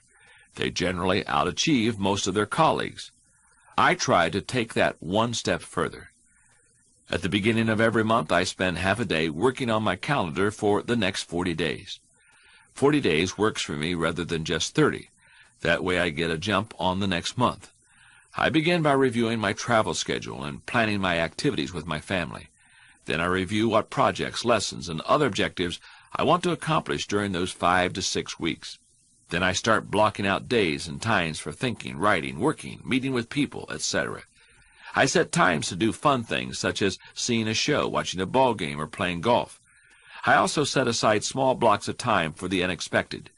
By the time I'm done, I can tell you nearly everything I'll be doing, almost hour by hour during the coming weeks. This strategy is one of the reasons I have been able to accomplish so much. The benefits of strategic thinking are numerous. Here are a few of the reasons you should adopt it as one of your thinking tools. Strategic thinking simplifies the difficult. Strategic thinking takes complex issues and long-term objectives, which can be very difficult to address, and breaks them down into manageable sizes. Strategic thinking can also help you simplify the management of everyday life. One of the ways I do that is by using systems, which are nothing more than good strategies repeated.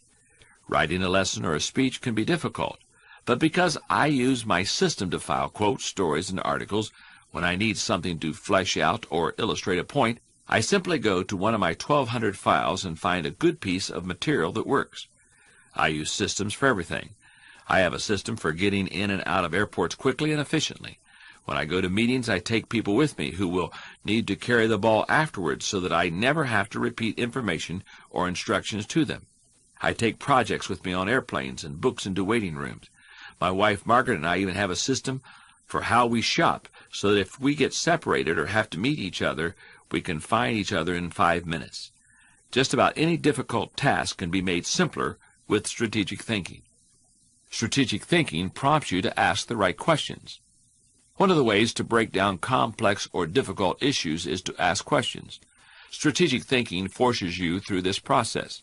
For example, listen to the following questions developed by my friend Bob Beal, the author of Master Planning. Direction. What should we do next, and why? Organization. Who is responsible for what? Who is responsible for whom? Do we have the right people in the right places? Cash. What is our projected expense? Can we afford it? How can we afford it? Tracking. Are we on target? Overall evaluation. Are we achieving the quality we expect and demand of ourselves? Refinement. How can we be more effective and more efficient, moving toward the ideal? These may not be the only questions you need to ask to begin formulating a strategic plan, but they are certainly a good start. Strategic thinking prompts customization.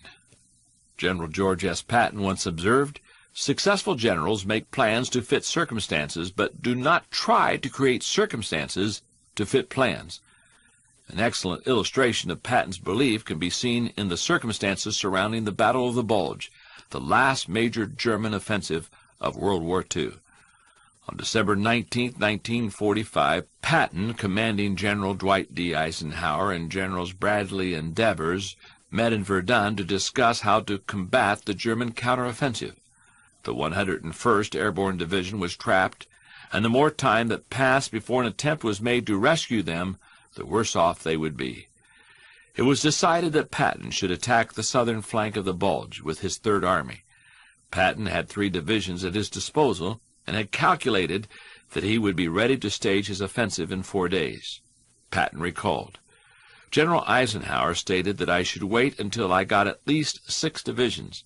I told him that in my opinion a prompt attack with 3 was better than waiting for 6, particularly when I did not know where I could get the other 3.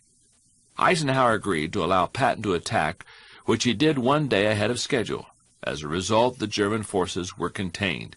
Their counteroffensive was defeated, and the war came to an end earlier than it would have otherwise. All good strategic thinkers try to match the strategy specifically with the problem, because strategy isn't a one-size-fits-all proposition. The intention to customize in strategic thinking forces a person to go beyond vague ideas and engage in specific ways to go after a task or problem. It sharpens the mind. Strategic thinking prepares you today for an uncertain tomorrow. Peter Drucker, the father of modern management, explains the importance of strategic thinking. He says, "Strategic planning is necessary precisely because we cannot forecast. Strategic planning does not deal with future decisions. It deals with the futurity of present decisions. Decisions exist only in the present. The question that faces the strategic decision-maker is not what his organization should do tomorrow. It is, what do we have to do today to be ready for an uncertain tomorrow?" Strategic thinking is the bridge that links where you are to where you want to be. It gives direction and credibility today and increases your potential for success tomorrow. Strategic thinking reduces the margin of error. Any time you shoot from the hip or go into a totally reactive mode, you increase your margin for error. However, strategic thinking greatly reduces that margin for error. It lines your actions up with your objectives. The better aligned you are with your target, the better the odds that you will be going in the right direction. Strategic thinking gives you influence with others. The one with a plan is the one with the power. Employees want to follow the business leader who has a good business plan. Volunteers want to join up with the pastor who has a good ministry plan. Children want to be with the adult who has the well-thought-out vacation plan. If you practice strategic thinking, others will listen to you, and they will want to follow you. And if you possess a position of leadership in an organization, strategic thinking is essential. To become a better strategic thinker, who is able to formulate and implement plans that will achieve the desired objective, take the following 7 guidelines to heart. Number 1, break down the issue. My friend Robert Schuller, founder of the Crystal Cathedral, says, "Yard by yard, life is hard, but inch by inch, it's a cinch." The first step in strategic thinking is to break down an issue into smaller, more manageable parts so that you can focus on them more effectively. How you do it is not as important as just doing it. For example, one way to break an issue down is by function. That's what automotive innovator Henry Ford did when he created the assembly line. That's why he said nothing is particularly hard if you divide it into small jobs. How you break down an issue is up to you, whether it's by function, timetable, responsibility, purpose, or some other method. The point is that you need to break it down. Only one person in a million can juggle the whole thing in his mind and think strategically to create solid, viable plans. Number 2, ask why before how. When most people begin using strategic thinking to solve a problem or plan a way to meet an objective, they often make the mistake of jumping the gun and trying immediately to figure out how to accomplish it. Instead of asking how, they should first ask why. If you jump right into problem-solving mode, how are you going to know what all the issues are? Number 3, identify the real issues and objectives. William Feather, the author of The Business of Life, said, "Before it can be solved, a problem must be clearly defined." I think many people rush to solutions, and as a result, they end up solving the wrong problem. How do you avoid that? By asking probing questions in an effort to expose the real issues. By challenging all of your assumptions, by collecting information even after you think you've identified the issue. You may still have to act with incomplete data, but you don't want to jump to a conclusion before you gather enough to begin identifying the real issue. Begin by asking, what else could be the real issue? You should also remove any personal agenda. More than anything else, that can cloud your judgment while trying to do strategic thinking. Once the real issues are identified, the solutions are often simple. Number 4, review your resources. A strategy that doesn't take into account available resources is doomed to failure. Take an inventory. How much time do you have? How much money? What kind of materials, supplies, or inventory do you have? What are the other assets? What liabilities or obligations will come into play? Which people on the team can make an impact? You know your own organization and profession. Figure out what resources you have at your disposal. Number 5, develop your plan.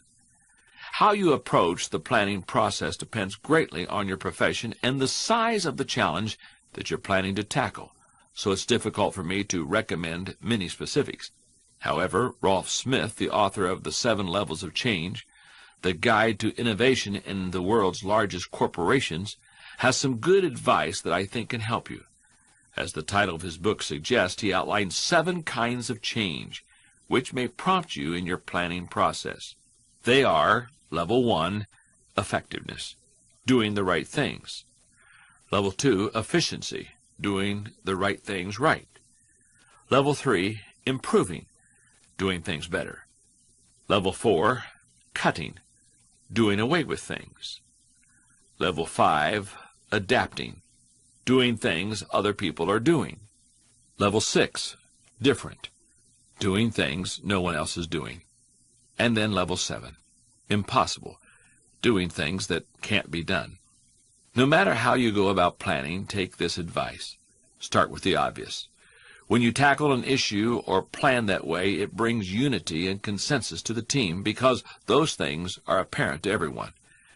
Those obvious elements build mental momentum and initiate creativity and intensity. Building on the fundamentals is the best way to lay down the road to the complex. Number 6, put the right people in the right place. It's critical that you include your team as part of your strategic thinking. Before you can implement your plan, you must make sure that you have the right people in place. Even the best strategic thinking won't help you if you don't take into account the people part of the equation. Number 7, keep repeating the process.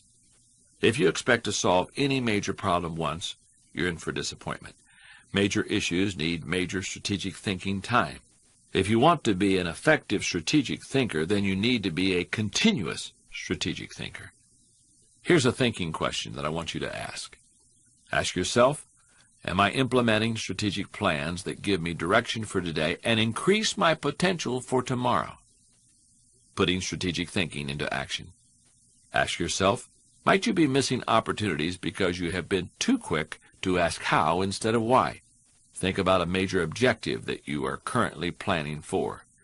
Set aside 1 hour a day for a week to ask nothing but why questions concerning your objective. You can invite people to brainstorm with you at some point, but spend the majority of the time just thinking alone. Be particularly alert for any opportunities that might be present that you had not yet seen. Then ask yourself, what are you currently doing that is not strategic for you? You may be spending more hours than you should working in areas of weakness. Take some time to create an inventory of your personal strengths and then match it against your calendar and to-do list or a log tracking your activities over a month.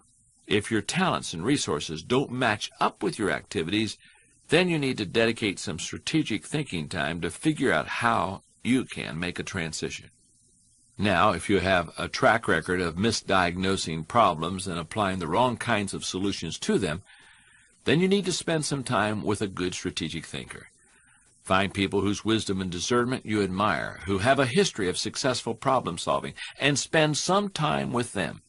Ask to sit in on problem-solving meetings as an observer. Take problems to them for brainstorming sessions. The idea is to learn how they think so you can begin developing similar thinking strategies. Lastly, create a thinking schedule. Dedicate specific blocks of time to specific issues. Don't forget to break them down so that you can really focus. Chapter 9. Feel the energy of possibility thinking. In 1975, filmmaker George Lucas went to see Doug Trumbull, the man with the best reputation for special effects in Hollywood. Trumbull was the expert who had worked on 2001: A Space Odyssey, the first film that gave space travel a realistic feel and look. Lucas was young and relatively inexperienced. He had made only 2 feature films for theatrical release, but he had proven himself in the business by writing and directing American Graffiti. Lucas had a vision for the new film that he wanted to make. It was to be a story in a science fiction setting that would be a swashbuckling adventure, Arthurian quest and Western-style showdown, all rolled into one. Lucas wanted to create scenes with fast-moving ships zooming through space, similar to the way airplanes are filmed in a dogfight. It was something that had never been done. In his book, Industrial Light and Magic, The Art of Special Effects, author and filmmaker Thomas G. Smith says, "The experienced vision effects people didn't take George seriously. They told him such rapid movement would cause a strobing effect on screen." Lucas believed it could be done. John Dykstra, a young filmmaker who had worked with Trumbull, believed in Lucas's vision too. Lucas hired him and created his own special effects company in order to create the images he wanted. He called it Industrial Light and Magic. Dykstra started gathering together a team of technicians. Together they designed and built a studio and began inventing and assembling the technology needed to make the impossible possible. They worked for almost 2 years to create what Lucas wanted. The result was the movie Star Wars. Industrial Light and Magic, the company that he had founded just to make the special effects for Star Wars possible, has set the standard for special effects for over 2.5 decades. It has gone on to provide special effects for 8 of the 10 highest-grossing movies of all time, and in the process, it has won 12 Academy Awards. But first and foremost, it is George Lucas's tool to help him realize his vision. People who embrace possibility thinking are capable of doing even seemingly impossible tasks when they believe in solutions. Here are several reasons why you should become a possibility thinker. Possibility thinking increases your possibilities. When you believe you can do something difficult and you succeed, it opens many doors for you. When George Lucas founded Industrial Light and Magic, he had another source of revenue to help underwrite his own projects. Possibility thinking draws opportunities and people to you. People who think big attract big people to them. If you want to achieve big things, you need to become a possibility thinker. Possibility thinking increases others' possibilities. Big thinkers who make things happen also create possibilities for others. That happens in part because it's contagious. You can't help but become more confident and think bigger when you're around possibility thinkers. But possibility thinking also impacts others in more direct ways. Look at what happened in Atlanta, Georgia in 1987. A real estate attorney named Billy Payne thought it would be possible to bring the Olympics to Atlanta. People told him it couldn't be done. But Payne kept believing and working at it. And of course, in 1996, the Summer Olympics were held in Atlanta. Possibility thinking allows you to dream big dreams. No matter what your profession is, possibility thinking can help you to broaden your horizons and dream bigger dreams. In 1970, when I was a 23-year-old, I read a book called Move Ahead with Possibility Thinking by Robert Schuller. As a young pastor in my first church, I was thrilled to read about how Schuller overcame seemingly impossible circumstances to build a huge church in Garden Grove, California. If you embrace possibility thinking, your dreams will go from molehill to mountain size, and because you believe in possibilities, you put yourself in position to achieve them. Possibility thinking makes it possible to rise above average. During the 1970s, when oil prices went through the roof, automobile makers were directed to make their cars more fuel efficient. One manufacturer asked a group of senior engineers to drastically reduce the weight of the cars they were designing. They concluded that making lighter cars couldn't be done, would be too expensive, and would present too many safety concerns. What was the automaker's solution? They gave the problem to a group of less experienced engineers. The new group found ways to reduce the weight of the company's automobiles by hundreds of pounds. Because they thought that solving the problem was possible, it was. Possibility thinking gives you energy. There is a direct correlation between possibility thinking and the level of a person's energy. Who gets energized by losing? If you know something can't succeed, how much time and energy are you willing to give it? Nobody goes looking for a lost cause. You invest yourself in what you believe can succeed. When you embrace possibility thinking, you believe in what you're doing, and that gives you energy. Possibility thinking keeps you from giving up. Above all, possibility thinkers believe they can succeed. If you believe you can do something, you have already won much of the battle. If you believe you can't, then it doesn't matter how hard you try, because you have already lost. One of the people who showed himself to be a great possibility thinker in 2001 was New York Mayor Rudy Giuliani. In the hours following the World Trade Center tragedy, Giuliani not only led the city through the chaos of disaster, but he instilled confidence in everyone he touched. Afterward, he gave some insight and perspective on it. I was so proud of the people I saw on the street. No chaos, but they were frightened and confused, and it seemed to me that they needed to hear from my heart where I thought we were going. I was trying to think, where can I go for some comparison to this, some lessons on how to handle this? So I started thinking about Churchill, started thinking that we're going to have to rebuild the spirit of the city. And what better example than Churchill and the people of London during the Blitz of 1940, who had to keep up their spirit during this sustained bombing. It was a comforting thought. Some people are naturally negative or cynical. They believe that possibility thinkers are naive or foolish. If your thinking runs toward pessimism, let me ask you a question. How many highly successful people do you know who are continually negative? How many impossibility thinkers are you acquainted with who achieve big things? None. People with an it-can't-be-done mindset have two choices. They can expect the worst and continually experience it, or they can change their thinking. If you want possibility thinking to work for you, then begin by following these 6 suggestions. Number 1, stop focusing on the impossibilities. The first step in becoming a possibility thinker is to stop yourself from searching for and dwelling on what's wrong with any given issue. If possibility thinking is new to you, you're going to have to give yourself a lot of coaching to eliminate some of the negative self-talk you may hear in your head. When you automatically start mentally listing all the things that can go wrong or all the reasons something can't be done, stop yourself and say, "Don't go there." Then ask, "What's right about this?" That will help you get started. And if negativity is a really big problem for you and pessimistic things come out of your mouth before you even thought them through, you may need to enlist the aid of a friend or family member to alert you every time you utter negative ideas aloud. Number 2, stay away from the experts.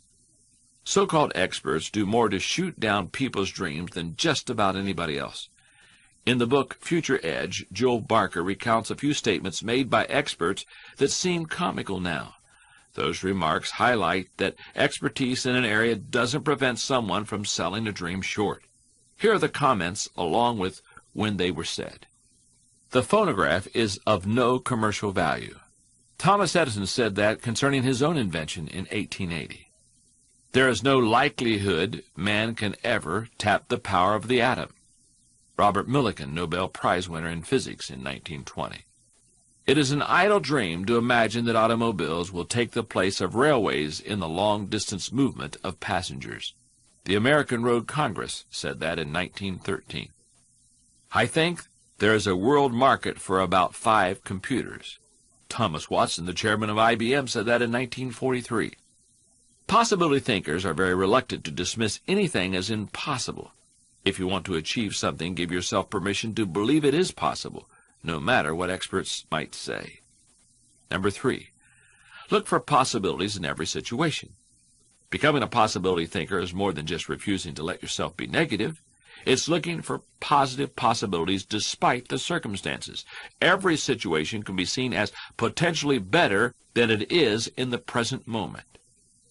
I recently heard Don Soderquist, former president of Walmart, tell a wonderful story that illustrates how a person can find positive possibilities in any situation.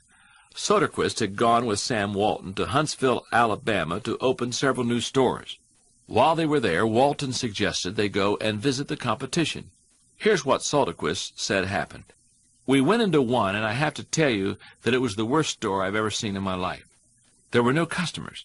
There was no help on the floor. The aisles were cluttered with merchandise, empty shelves, dirty. He walked one way, and I'd walk another way, and we'd meet out on the sidewalk. He said, "What'd you think, Don?" I said, "Sam, that is absolutely the worst store I've ever seen in my life. I mean, did you see the aisles? He said, Don, did you see the pantyhose rack? I said, no, I didn't, Sam. He said, that was the best pantyhose rack I've ever seen. I pulled the fixture out, and on the back was the name of the manufacturer. When we get back, I want you to call that manufacturer and have him come and visit with our fixture people. I want to put that rack in our stores. And he said, next, did you see the ethnic cosmetics? Do you realize that in our stores we have 4 feet of ethnic cosmetics? These people had 12 feet in theirs. We are absolutely missing the boat. I wrote down the distributor of some of those products, and when we get back, I want you to get hold of our cosmetic buyer and get these people in. We absolutely need to expand our ethnic cosmetics. It doesn't take a genius, IQ, or 20 years of experience to find the possibility in every situation. All it takes is the right attitude, and anybody can cultivate that. Number 4, dream one size bigger. One of the best ways to cultivate a possibility mindset is to prompt yourself to dream one size bigger than you normally do.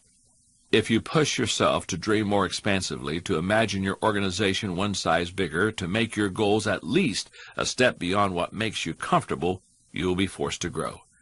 And it will set you up to believe in greater possibilities. Number 5, question the status quo. Most people want their lives to keep improving, yet they value peace and stability at the same time. People often lose sight of the fact that you can't improve and still stay the same. Growth means change. Change requires challenging the status quo. If you want greater possibilities, you can't settle for what you have now. Number 6, find inspiration from great achievers. You can learn a lot about possibility thinking by studying great achievers. So find some achievers you admire and study them. Look for people with the attitude of Robert F. Kennedy, who popularized George Bernard Shaw's stirring statement, "Some men see things as they are and say, why? I dream of things that never were and say, why not?" Here's a thinking question for you. Am I unleashing the enthusiasm of possibility thinking to find solutions for even seemingly impossible situations? Now, how do you put possibility thinking into action? Everyone has dreams, and many times those dreams are shot down by others.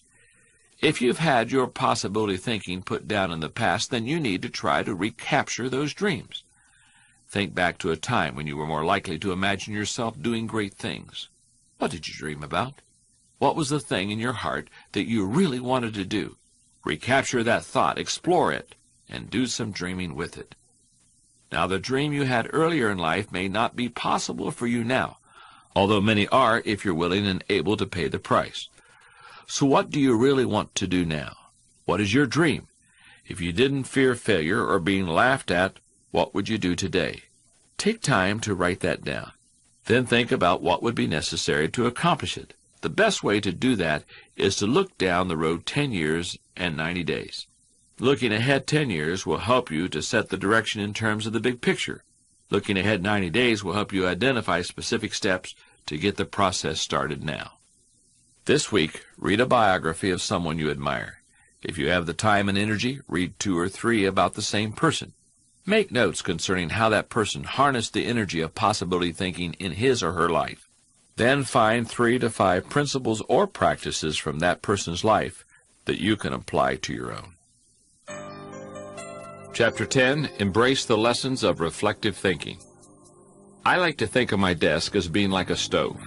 It's always got a lot of things cooking on it. Each item has its place, and at any given moment, I might take a pot from a back burner and move it to the front burner so that I can actively work on it or even finish it off. I got into the habit of thinking reflectively when I was a pastor. Because churches function on a weekly cycle, I used to spend time every Sunday night reviewing the previous week, reflecting on the effectiveness of the weekend's activities, and evaluating everything in order to prepare for the coming week. As I experienced the value of that kind of reflection, I began to spend at least a few minutes every day reflecting. Each time I asked myself 3 questions. What did I learn today? What should I share? What must I do? I found that asking myself these questions helps me to stay disciplined and accountable for how I spend my time. Every year at the end of December, I spend time reflecting on the past year.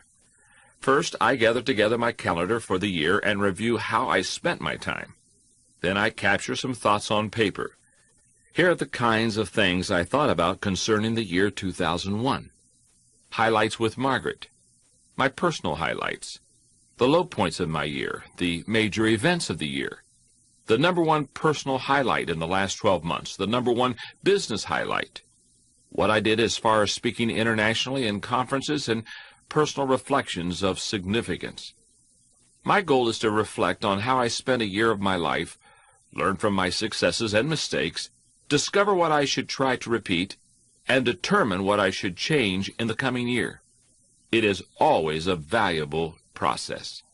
By visiting past situations in your mind, you can think with greater understanding.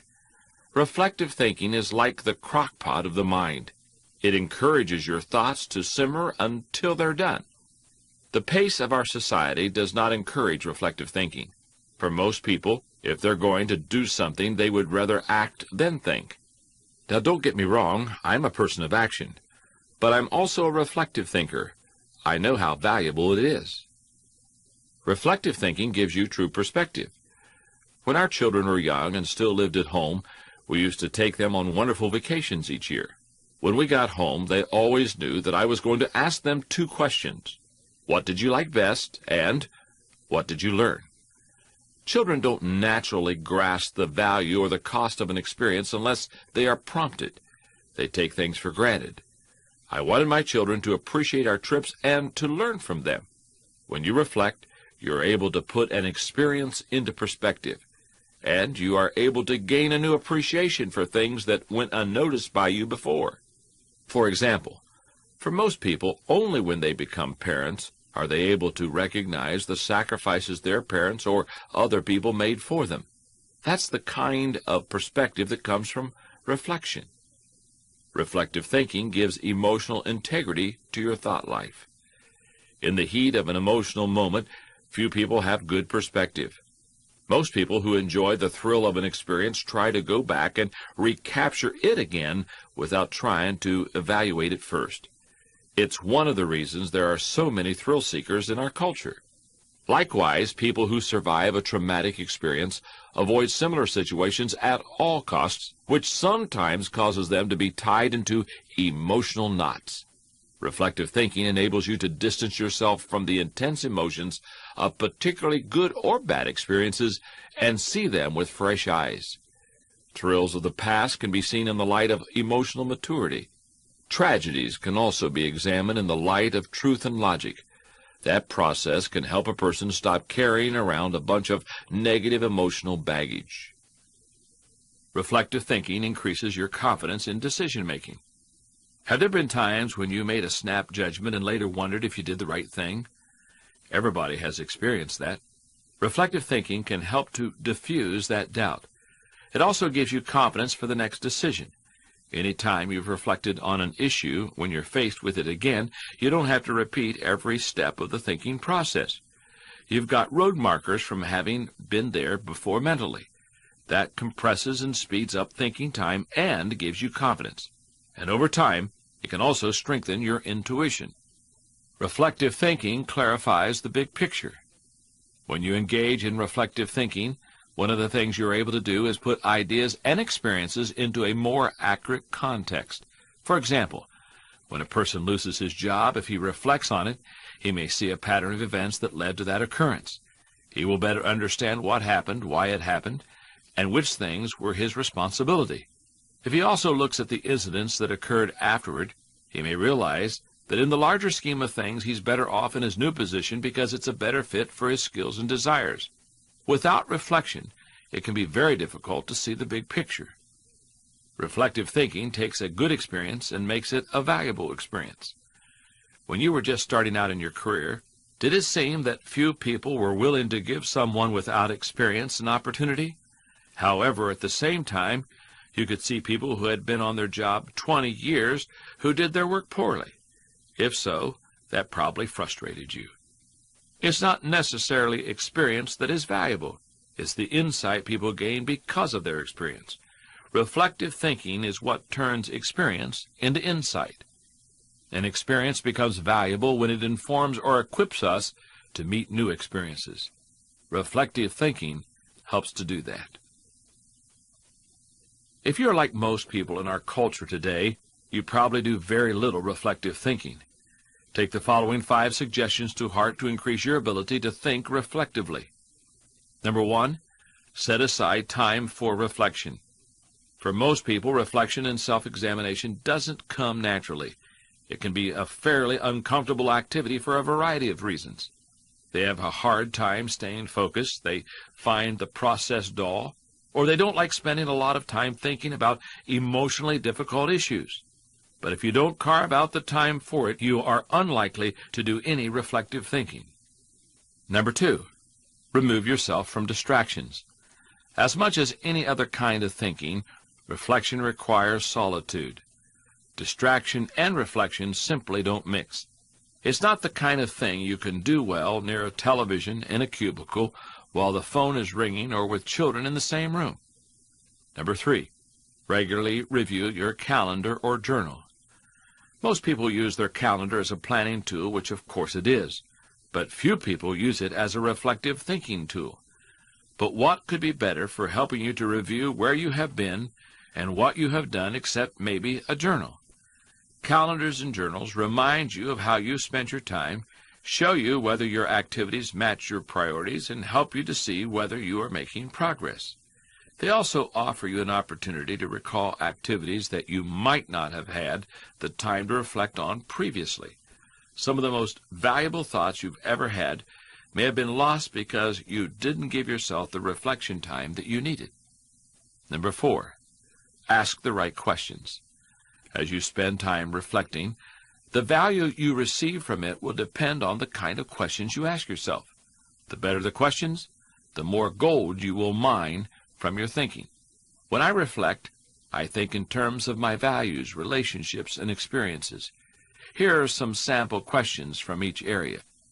Thinking related to values. Personal growth. What have I learned today that will help me grow? How can I apply it to my life? When should I apply it? Adding value. To whom did I add value today? How do I know that I added value to that person? Can I follow up and compound the positive benefit that he or she received? Teamwork. What did I do with someone else that made both of us better? Would the other person agree that it was a win-win? Can we do something else together to continue our mutual success? Leadership. Did I lead by example today? Did I lift my people and my organization to a higher level? What did I do and how did I do it? Physical health. Did I exercise at my optimal heart rate for 35 minutes today? Have I exercised at least 5 times in the last 7 days? And did I stay on my low-fat diet today? Personal faith. Did I represent God well today? Did I practice the golden rule? Have I walked the second mile with someone? Thinking related to relationships. Marriage and family. Did I communicate love to Margaret, the children, and the grandchildren today? How did I show that love? Did they feel it? Did they return it? Friends. Have I been a good friend this week? What did I do? Is there something else I need to do? Is there another friend who needs me? Inner circle. Have I spent enough time with my key players? What can I do to help them be more successful? In what areas can I mentor them? God. Have I spent time with God? What is He teaching me now? Am I learning? Am I obeying? Have I continually talked with Him today? Thinking related to experiences. Discoveries. What did I encounter today that I need to give more thinking time to? Are there lessons to be learned? Are there things to be done? Memories. Did I create a good memory for someone today? Was it because of a comment, an action, or a shared experience? Difficulties. What went wrong? Could I have changed it? What do I need to do differently next time? Successes. What went right? Did I create it? Is there a principle I can learn from this experience? People. Who did I meet? What were my impressions? Conclusions. Have I closed my day appropriately? Have I expressed gratitude? Have I learned something, loved someone? Have I enjoyed and lived the day to the fullest? And number 5, Cement your learning through action. Nothing helps you to grow like putting your thoughts into action. To do that, you must be intentional. Let me give you a few examples of how I do that. When you read a good book, there are always good thoughts, quotes, or lessons that you can take away from it and use yourself. I always mark the takeaways in a book and then reread them when I'm done with this book. When I listen to a message, I record the takeaways so that I can file them for future use. When I go to a seminar, I take good notes. If you go to a conference, revisit what you heard. The lessons that can be learned through reflective thinking don't always have to come from your own experience. I was reminded of that in January of 2002. I had the honor and the privilege of being asked by the King family to speak on the leadership of Martin Luther King Jr. at Ebenezer Baptist Church in downtown Atlanta for Martin Luther King Day. As I prepared for my brief message and reviewed his accomplishments, I was struck by how reflective thinking shaped his approach to racism and civil rights issues. As a young man growing up in the South, King had suffered under Jim Crow laws and segregation. His experience birthed the desire to change the situation of African American people in the United States. To solve the problems of the present and secure a better future for his people, he reflected on the past to learn its lessons. In college, he read Henry David Thoreau's essay, Civil Disobedience. King was impressed by Thoreau's assertion that citizens had the right to disobey laws that were unjust. In fact, Thoreau had gone to jail rather than pay his taxes, which he felt were being used to support slavery. Undoubtedly, King continued to reflect on Thoreau's ideas as he wrestled with the problems of segregation and racism in the United States. Then in 1948, when he was at Crozer Theological Seminary in Pennsylvania, studying for the ministry, he heard A.J. Muste and Mordecai W. Johnson teach about Mahatma Gandhi, who was so strongly influenced by Thoreau's writings. He found that while Thoreau's philosophy promoted the idea of individual civil disobedience, Gandhi had made it a vehicle of the masses. Using it, Gandhi had liberated the people of India from British rule. King decided to use similar tactics at home in the United States. In the 1950s and 60s, King was the dominant figure of the civil rights movement. More than anyone else, he made white America wake up to problems of racism and segregation and influenced black America concerning how to fight the inherently corrupt and oppressive system. The Montgomery bus boycott of 1955, the lunch counter sit-ins to desegregate restaurants in the South, the Freedom Rides of 1961, the fight to desegregate schools, the march from Selma to Montgomery, Alabama, the March on Washington, and many other events during the civil rights movement were strongly influenced by the leadership of King, and every one of them displays the influence of his reflective thinking concerning Gandhi. Reflective thinking was a great tool in the hands of Martin Luther King Jr., and it radically transformed American life. If you embrace it as King did, you may not be able to change the world, but you can certainly change your life. Here is a thinking question for you. Am I regularly revisiting the past to gain a true perspective and think with understanding? Putting reflective thinking into action. Create a daily reflection time to help you learn from the events of your day and to capture your ideas. Set aside a regular time and a place to do your reflecting.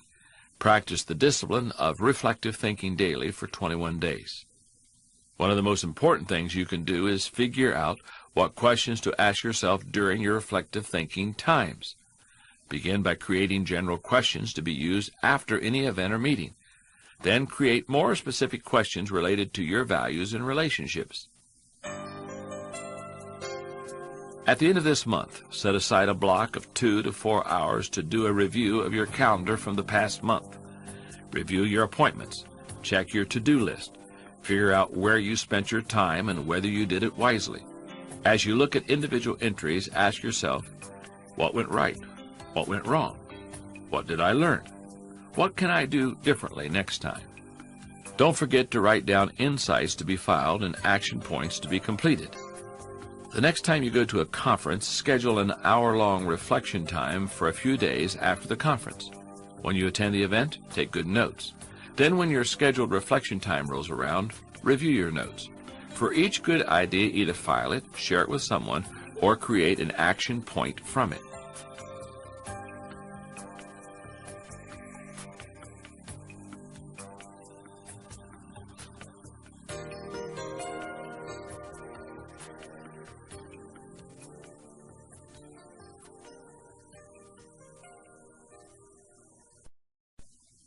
Chapter 11. Question the acceptance of popular thinking. Up until December 18, 1998, I took my health almost for granted. I was 51 years old, my energy level was still very high, and I had never experienced any kind of medical problem. But on the night of my organization's Christmas party, I suffered a serious heart attack. Now I watch my diet. I exercise every day, and I'm even more intentional in expressing my love to the important people in my life. It has also made me much more aware of issues related to health. That's how I came to read about Paul Ridker, a cardiologist who went against popular thinking and who is changing the way doctors think about patients' risk of heart attacks. Ridker became interested in medicine because as a child he suffered from a rare immune disorder. After receiving his undergraduate degree from Brown University, he went to Harvard Medical School where he received his medical degree and then went for a Master of Public Health degree. Today he is an associate professor of medicine at Harvard Medical School and the director of the Center for Cardiovascular Disease Prevention at Brigham and Women's Hospital in Boston. In recent years, popular thinking among physicians said that the best predictor of potential heart attacks was the presence of high cholesterol in patients' blood. But Ridker discovered that about half of all heart attacks occur in people with normal cholesterol levels. In fact, my cholesterol levels were in the normal range before I had my heart attack. Ridker's study indicated that inflammation of the arteries might be responsible, so he began a large-scale study to begin gathering data for his theory. What his research found was that a substance called C-reactive protein, CRP, is present in the blood of people with a high risk of suffering a heart attack. Tracking that substance is as reliable and inexpensive as checking cholesterol, and in fact, it's a better predictor of heart problems than elevated LDL, the bad cholesterol. Because he was willing to question popular thinking and go in another direction, fewer people are likely to die of heart disease in coming years. I've given you some broad reasons for questioning the acceptance of popular thinking. Now allow me to be more specific. Popular thinking sometimes means not thinking. Good thinking is hard work. If it were easy, everybody would be a good thinker. Unfortunately, many people don't want to do the hard work of thinking or pay the price of success. It's easier to just do what other people do and hope that they thought it out. For example, look at the stock market recommendations of some experts. By the time they publish their picks, they are following a trend, not creating it or even riding its crest. Instead, it's old news. The people who are going to make money on the stocks they recommend have already done so by the time the general public hears about it. Anytime people are following a trend, they're not doing their own thinking. Popular thinking offers false hope. Many people look for safety and security in popular thinking. They figure that if a lot of people are doing something, then it must be right. If it's accepted by most people, then it probably represents fairness, equality, compassion, and sensitivity, right? Not necessarily. Popular thinking said the Earth was the center of the universe. Yet Copernicus studied the stars and planets and proved mathematically that the Earth and the other planets in our solar system revolved around the sun. Popular thinking said surgery didn't require clean instruments. Yet Joseph Lister studied the high death rates in hospitals and introduced antiseptic practices that immediately saved lives. Popular thinking said that women shouldn't have the right to vote. Yet people like Emmeline Pankhurst and Susan B. Anthony fought for and won that right. Popular thinking put the Nazis into power in Germany, but they murdered millions of people and nearly destroyed Europe. Many of the promises of popular thinking are hollow. Don't be fooled by them. Popular thinking is slow to embrace change. Popular thinking loves the status quo. It puts its confidence in the idea of the moment and holds on to it with all its might. As a result, it resists change and dampens innovation. A few years ago, I saw the movie October Sky. It's based on the true story of Homer Hickam, a boy who grew up in Coalwood, a company-owned coal mining town in West Virginia. Everyone in the town, except perhaps the best athletes, seemed destined to work in the mines, and few people were willing to fight that common fate. However, Homer desired something different. Following the Soviet Union's launch of Sputnik, Homer wanted to build rockets and become an astronaut. Homer eventually fought his way out of Coalwood, received his education from Virginia Tech, and became an engineer at NASA, training astronauts. He has since retired and works as a consultant to NASA, but he still hasn't given up his dream of going into space. If you desire to fight popular thinking as Homer Hickam did, then realize that it may be a slow process, but it is a worthwhile one. Popular thinking brings only average results. The bottom line is that popular thinking brings mediocre results. We limit our success when we adhere to popular thinking. It represents putting in the least energy to just get by. You must reject common thinking if you want to accomplish uncommon results. Popular thinking has often proved to be wrong and limiting. Questioning it isn't necessarily hard once you cultivate the habit of doing so. Begin by doing the following 5 things. Number 1, think before you follow. Many people follow others almost automatically. Sometimes they do so because they desire to take the path of least resistance. Other times they fear rejection, or they believe that there's wisdom in doing what everyone else does. But if you want to succeed, you need to think about what's best, not what's popular. The next time you are ready to conform to popular thinking on an issue, stop and think. You may not want to create change for its own sake, but you don't want to blindly follow just because you haven't given an issue the time to think about what's best. Number 2, appreciate thinking different from your own. One of the ways to embrace innovation and change is to learn to appreciate how others think. To do that, you must continually expose yourself to people who are different. As you strive to challenge popular thinking, spend time with people with different backgrounds, education levels, professional experiences, personal interests, etc. You will think like the people you spend the most time with. If you spend time with lots of people who think differently, you're more likely to challenge popular thinking and break new ground. Number 3, continually question your own thinking. Any time we find a way of thinking that works, one of the greatest temptations is to go back to it over and over again, even if it no longer works well. That's why the greatest enemy to tomorrow's success is sometimes today's success. My friend Andy Stanley recently taught a leadership lesson at Enjoy's Catalyst Conference called Challenging the Process. In it, he described how progress must be preceded by change. His insights included the observations that in an organization, every tradition that was put into place was originally a good idea, and perhaps even revolutionary. Every tradition that was put into place may not be a good idea for the future. In your organization, if you were involved in the process of putting what currently exists into place, then it's likely that you will resist change, even change for the better. That's why it's important for you to challenge your own thinking. Number 4, try new things in new ways. When was the last time you did something for the first time? Do you avoid taking risks or trying new things? One of the best ways to get out of the rut of your own thinking is to innovate. You can do that in little everyday ways. Drive to work a different way from the normal. Order a different dish at your favorite restaurant. Ask a different colleague to help you with a familiar project. Unpopular thinking asks questions and seeks options. How you go about doing new things in new ways is not as important as making sure that you do it. Get out there and do something different today. Number 5, get used to being uncomfortable. When it comes right down to it, popular thinking is comfortable.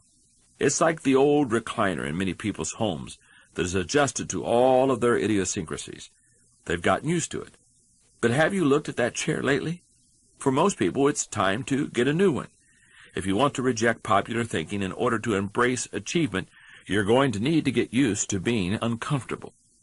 If you reject popular thinking and make decisions based upon what works best and what is right rather than what is accepted, know this. In your early years, you won't be as wrong as people think you are. In your later years, you won't be as right as people think you are. And all through the years, you will be better than you thought that you could be. Here's the thinking question for you. Am I consciously rejecting the limitations of common thinking in order to accomplish uncommon results? Putting unpopular thinking into action. Appreciate how other people think by getting into the head of an innovative thinker. Go to the bookstore or get on Amazon.com and browse biographies. Pick a book written about someone you ordinarily would not relate to or be attracted to. Take your mind where it doesn't ordinarily go and try to appreciate how the subject of the biography thought. Increase your ability to be uncomfortable. Do something every day in a way different than what you're used to. Drive to the office or grocery store a different way every day this week. Arrange your day in an order different from how you usually do. Go to a concert featuring music different from what you generally like. In other words, shake up your mind. We all have things in our lives that are overdue for change, ideas, processes, or objects that were great and revolutionary when they were new but really need to be changed now. Find something of that nature and change it. If you're having trouble discovering something in need of change, ask friends, a colleague, or your spouse to help you. Chapter 12. Encourage the participation of shared thinking. In early 2002, I was invited to meet and spend time with one of the greatest basketball coaches of all time, Pat Summitt of the University of Tennessee. She's received more honors than any other coach except John Wooden. I had the chance to spend a few minutes with Pat in her office talking about leadership and teamwork. She said that each year of the 1,000 players who are coming out of high school to play college ball, 8 or 9 of them have what it takes to bring a team a championship. Every year her goal is to recruit one of those players. Obviously, she's been very successful. There are a number of things that struck me about Pat. First, she's very warm but extremely intense. She's known for her competitiveness. She says it comes in part from having a demanding father and 3 very competitive older brothers. Second, she's a leader through and through. She's very strategic in her communication with each player. She watches them and listens carefully to them to make sure they're tracking with her before she coaches them. Too many coaches, she says, try to give instruction to players when there's no foundation of understanding that has been established. But I'll tell you the thing that struck me the most about her. As strong as her personality and leadership ability are, she chooses to practice shared thinking. Let me give you an example. During halftime, she has the players interact together by themselves and do their own review and diagnosis of how the game is going. They share their observations and solutions with one another without any coach's input. She's very strategic about cultivating this ability in them. She engages a psychologist to teach her players how to interact productively without the involvement of coaches. While the players are talking, Pat meets with her coaches to hear their observations. After about 10 minutes, she, the coaches, and the players all get together. The players review their findings and planned corrections for Pat, and she and the other coaches make corrections to their plans if needed.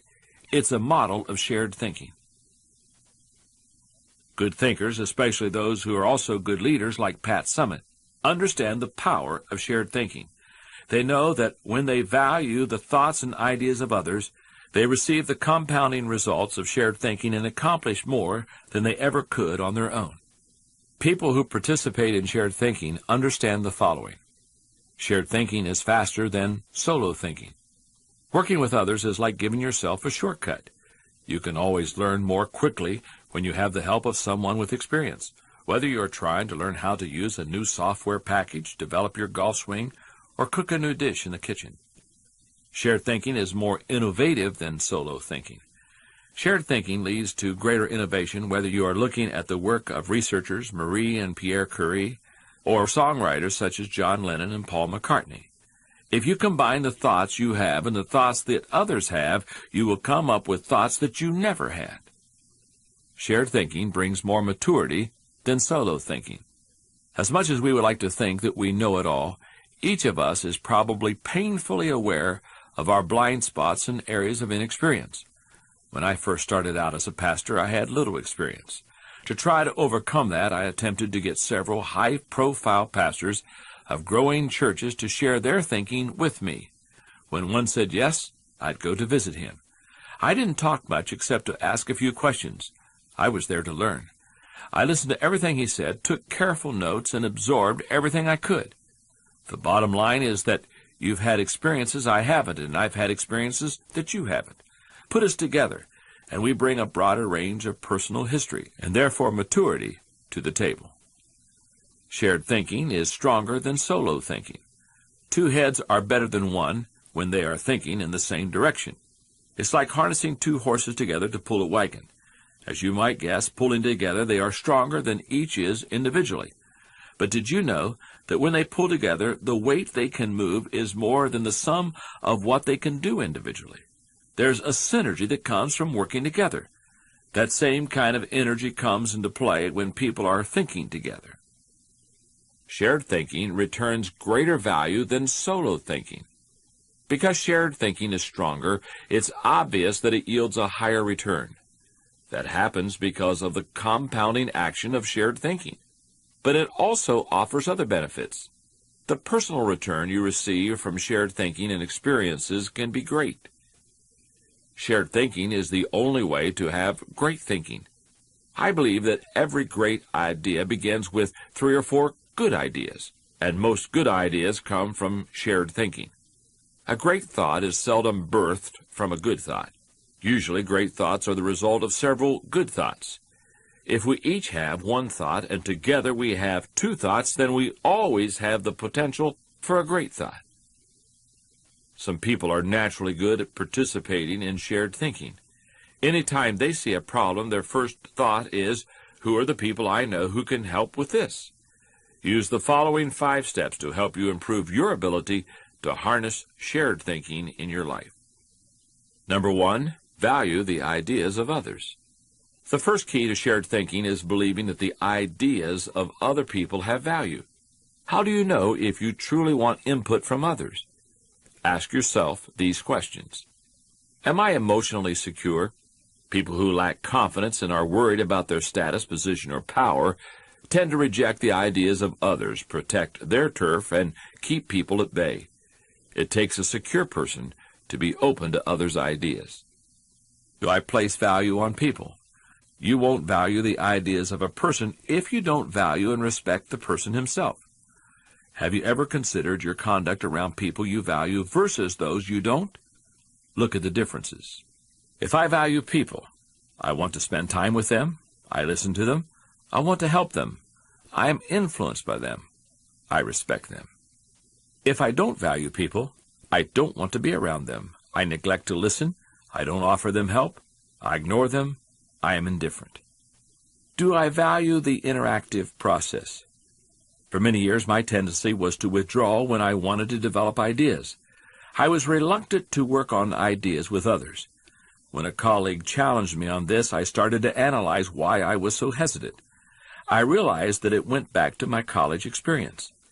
There were days in the classroom when I could tell a teacher was unprepared to lecture, and instead spent the class time asking us students to give our uninformed opinions on a subject. Most of the time, students' opinions were no better than mine. I had come to class so that the professor could teach me. Shared thinking is only as good as the people doing the sharing. Since learning that lesson, I have embraced the interactive process, and now I believe it's one of my strengths. However, I am always thoughtful about who I bring around the table for a shared thinking session. Number 2, move from competition to cooperation. A person who values cooperation desires to complete the ideas of others, not compete with them. If you are asked to engage in the sharing of ideas, put your focus on helping the team, not getting ahead personally. And if you are the one who brings people together to share their thoughts, praise the idea more than the source of the idea. If the best idea always wins, rather than the person who offered it, then everyone will be willing to share their thoughts with greater enthusiasm. Number 3, have an agenda when you meet. When I'm meeting with someone I'm mentoring, I let the person ask the questions, but I expect to do most of the talking. When I meet with someone who mentors me, I mostly keep my mouth shut. In other relationships, the give and take is more even, but no matter who I'm meeting with, I have a reason for getting together with a person or people, and I have an expectation for what I'll get out of it. Number 4, get the right people around the table. The greatest secret to winning shared thinking is having the right people around the table. To get anything of value out of shared thinking, you need to have people around the table who bring something to the table. As you prepare to bring people into a situation where they will be asked to participate in shared thinking, use the following criteria for the selection process. Choose people whose greatest desire is the success of the ideas. People who can add value to another person's thoughts. Choose people who can emotionally handle quick changes in the conversation. And people who appreciate the strengths of others in areas where they are weak. Choose people who understand their place of value at the table, and people who place what is best for the team before themselves. Choose people who can bring out the best thinking in the people around them, and choose people who possess maturity, experience, and success in the issue being discussed. People should be chosen who take ownership and responsibility for the decisions that are made. And finally, choose people who will leave the table with a we attitude, not a me attitude. Number 5, compensate good thinkers and collaborators well. Successful organizations practice shared thinking. If you lead an organization, department, or team, then you can't afford to be without people who are good at shared thinking. As you recruit and hire people, look for good thinkers who value others, have experience with the collaborative process, and are emotionally secure. Then pay them well and challenge them to use their thinking skills and share them often. Here's a thinking question for you. Am I consistently including the heads of others to think over my head and achieve compounding results? Putting shared thinking into action. How are you when it comes to shared thinking? Are you naturally likely or unlikely to include other people in the thinking process when you face a difficult challenge or troublesome problem? Rate yourself on a scale of 1 to 10, with 1 indicating that you never include others and a 10 indicating that you nearly always invite others to share ideas with you. If you gave yourself anything lower than a 7, then you need to do some soul searching. Figure out why you have been reluctant to include others in the process. Is it that you don't place a high value on people? Or you don't value the interactive thinking process? Or maybe you are not a very secure person. Or is there another reason? Pursue changes that will help you address this issue.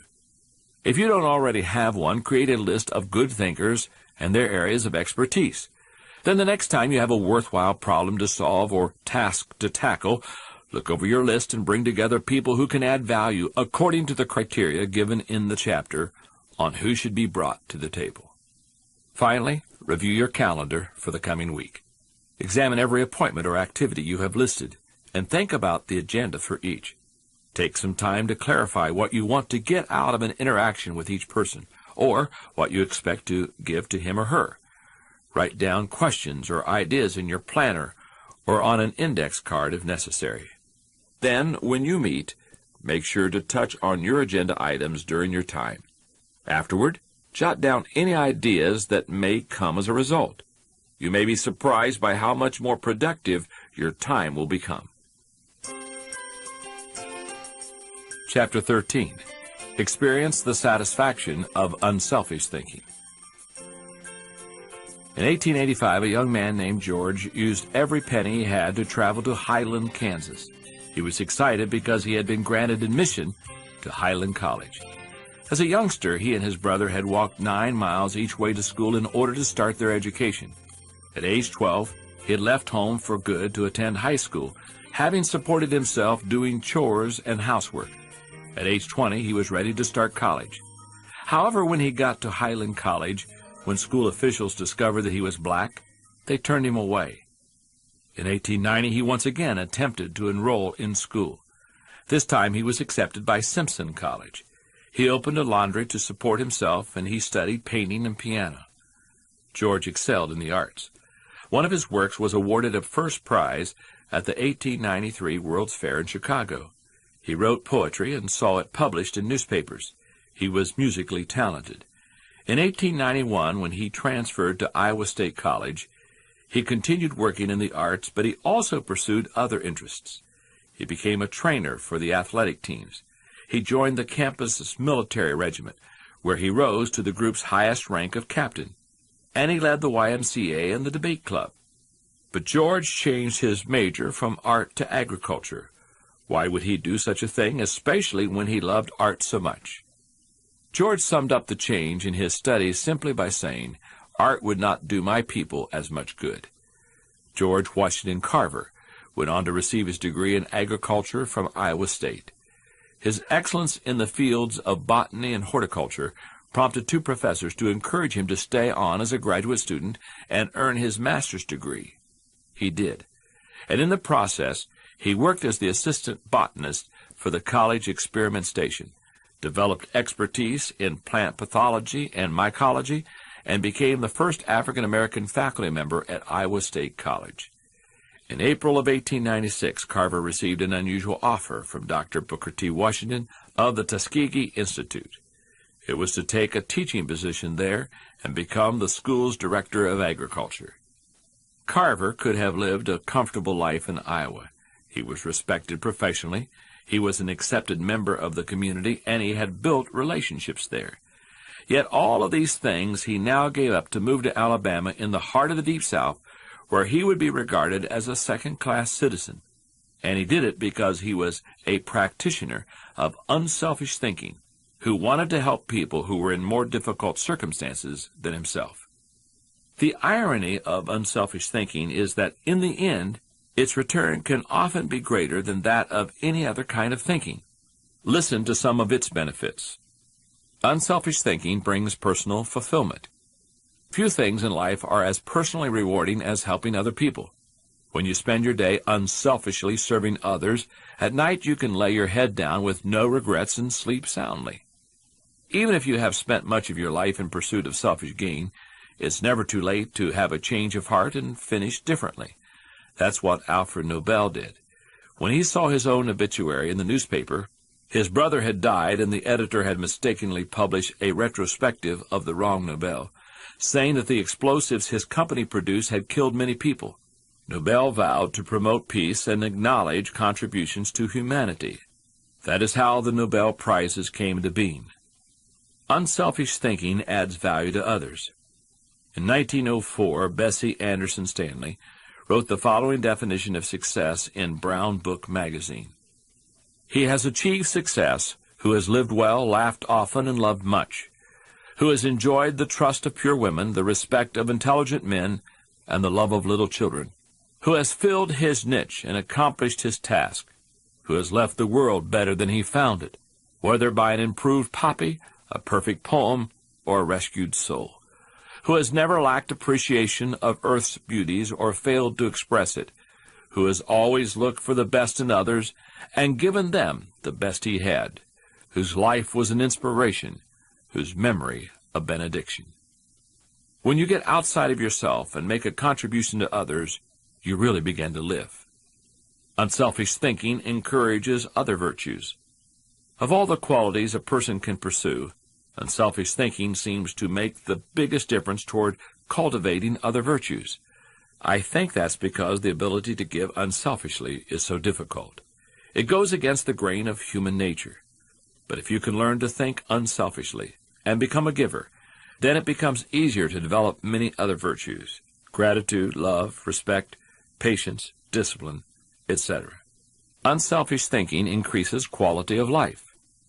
When people attain a spirit of generosity created by unselfish thinking, it gives them an appreciation for life and an understanding of the higher values of life. Seeing people in need and giving to meet that need puts a lot of things into perspective. Unselfish thinking makes you part of something greater than yourself. Merck & Company, the global pharmaceutical corporation, has always seen itself as doing more than just producing products and making a profit. They desire to serve humanity. In the mid-1980s, the company developed a drug to cure river blindness, a disease that infects and causes blindness in millions of people, particularly in developing countries. The problem was that the potential customers couldn't afford to buy it. Merck developed the drug anyway, and in 1987 announced that they would give it free to anyone who needed it. As of 1998, they had given more than 250 million tablets away. Unselfish thinking creates a legacy. If you are successful, it becomes possible for you to leave an inheritance for others. But if you desire to do more, to create a legacy, then you need to leave that in others. When you think unselfishly and invest in others, you gain the opportunity to create a legacy that will outlive you. To begin cultivating the ability to think unselfishly, I recommend that you do the following 5 things. First, put others first. The process begins with realizing that everything is not about you. That requires humility and a shift in focus. If you want to become less selfish in your thinking, then you need to stop thinking about your wants and begin focusing on others' needs. Make a mental and emotional commitment to look out for the interest of others. Second, expose yourself to situations where people have needs. It's one thing to believe you are willing to give unselfishly. It's another to actually do it. To make the transition, you need to put yourself in a position where you can see people's needs and do something about it. Number 3, give quietly or anonymously. Once you have learned to give of yourself, then the next step is to learn to give when you cannot receive anything in return. There are spiritual, mental, and emotional benefits that come only to those who give anonymously. If you've never done it before, try it. Number 4, invest in people intentionally. The highest level of unselfish thinking comes when you give of yourself to another person for their personal development or well-being. If you're married or a parent, you know this from personal experience. What does your spouse value most highly? Money in the bank or your time freely given? What would small children rather have from you? A toy or your undivided attention? The people who love you would rather have you than what you can give them. Number 5, continually check your motives. The hardest thing for most people related to unselfish thinking is fighting their natural tendency to put themselves first. That's why it's important to continually examine your motives to make sure that you're not sliding backwards into selfishness. One of the things that you can do to check your motives is to follow the modeling of Benjamin Franklin. Every day he asked himself 2 questions. When he got up in the morning, he would ask, "What good am I going to do today?" And before he went to bed, he would ask, "What good have I done today?" If you can answer those questions with selflessness and integrity, you can keep yourself on track. Here's a thinking question for you. Am I continually considering others and their journey in order to think with maximum collaboration? Putting unselfish thinking into action. One of the things you can do to put others first and to develop and maintain unselfish motives is to set unselfish goals for yourself. For example, think about some things that you could do to help others that will in no way benefit you other than to give you internal satisfaction. Set an amount of money to give away this year, anonymously if possible. Decide on a number of hours a week or a month to serve others, or find a ministry or cause that you believe in that you will help to succeed. Many times the most rewarding acts of unselfishness come when you obey an inner sense to meet a need. During the coming week, tune your intuitive radar to look for needs among people. When you perceive a need and feel prompted to help, follow through on that inclination. An investment in a person ultimately pays the highest return because it can result in changed lives. Think about what you have to invest in another person. What skills do you possess that someone would benefit from learning? What life experiences have you had that can help another person? What resources do you possess that ought to be shared? Once you have figured out what you have to give, then look for someone with need and potential who would be glad to receive it and invest in that person. The next time you put together a deal or develop a professional relationship, think in terms of win-win. If both you and the other person would not benefit, then don't go through with the deal. And once you've determined that it will be good for both of you, make the effort to guarantee that the other person wins first. Chapter 14. Enjoy the return of bottom-line thinking. How do you figure out the bottom line when it comes to your organization, business department, team, or group? In many businesses, profit is what determines whether you are succeeding. But dollars should not always be the primary measure of success. For example, you certainly wouldn't measure the ultimate success of your family by how much money you had at the end of the month or year, would you? And if you run a nonprofit or volunteer organization, how do you think bottom line in that situation? That's a question Frances Hesselbein had to ask herself in 1976 when she became the National Executive Director of the Girl Scouts of America. In the early 1950s, she was recruited as a volunteer troop leader at the Second Presbyterian Church in Johnstown, Pennsylvania. Even that was in itself rather unusual since she had a son and no daughters, but she agreed to do it on a temporary basis. She must have loved it because she led the troop for 9 years. In time, she became council president and a member of the national board. Then she was made executive director of the Talis Rock Girl Scout Council, a full-time paid position. By the time she took the job as CEO of the organization, it was in trouble. The Girl Scouts lacked direction. On top of that, teenage girls were losing interest in the organization, and it was becoming increasingly difficult to recruit adult volunteers, especially with greater numbers of women entering into the workforce. We kept asking ourselves very simple questions, she said. What is our business? Who is our customer? And what does the customer consider valuable? If you're the Girl Scouts, IBM, or AT&T, you have to manage for a mission.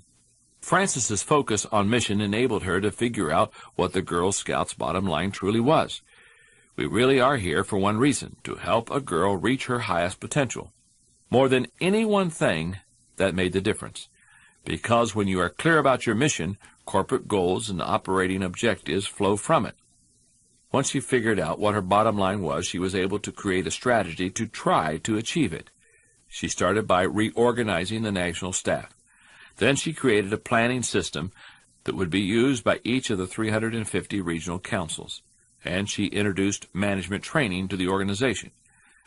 The organization made the activities more relevant to the current culture, giving greater opportunities for use of computers, for example, rather than hosting a party. She also sought out minority participation, created bilingual materials, and reached out to low-income areas. If helping girls reach their highest potential was their bottom line, then why not be more aggressive helping girls who traditionally had fewer opportunities to have someone invest in them? The strategy worked beautifully.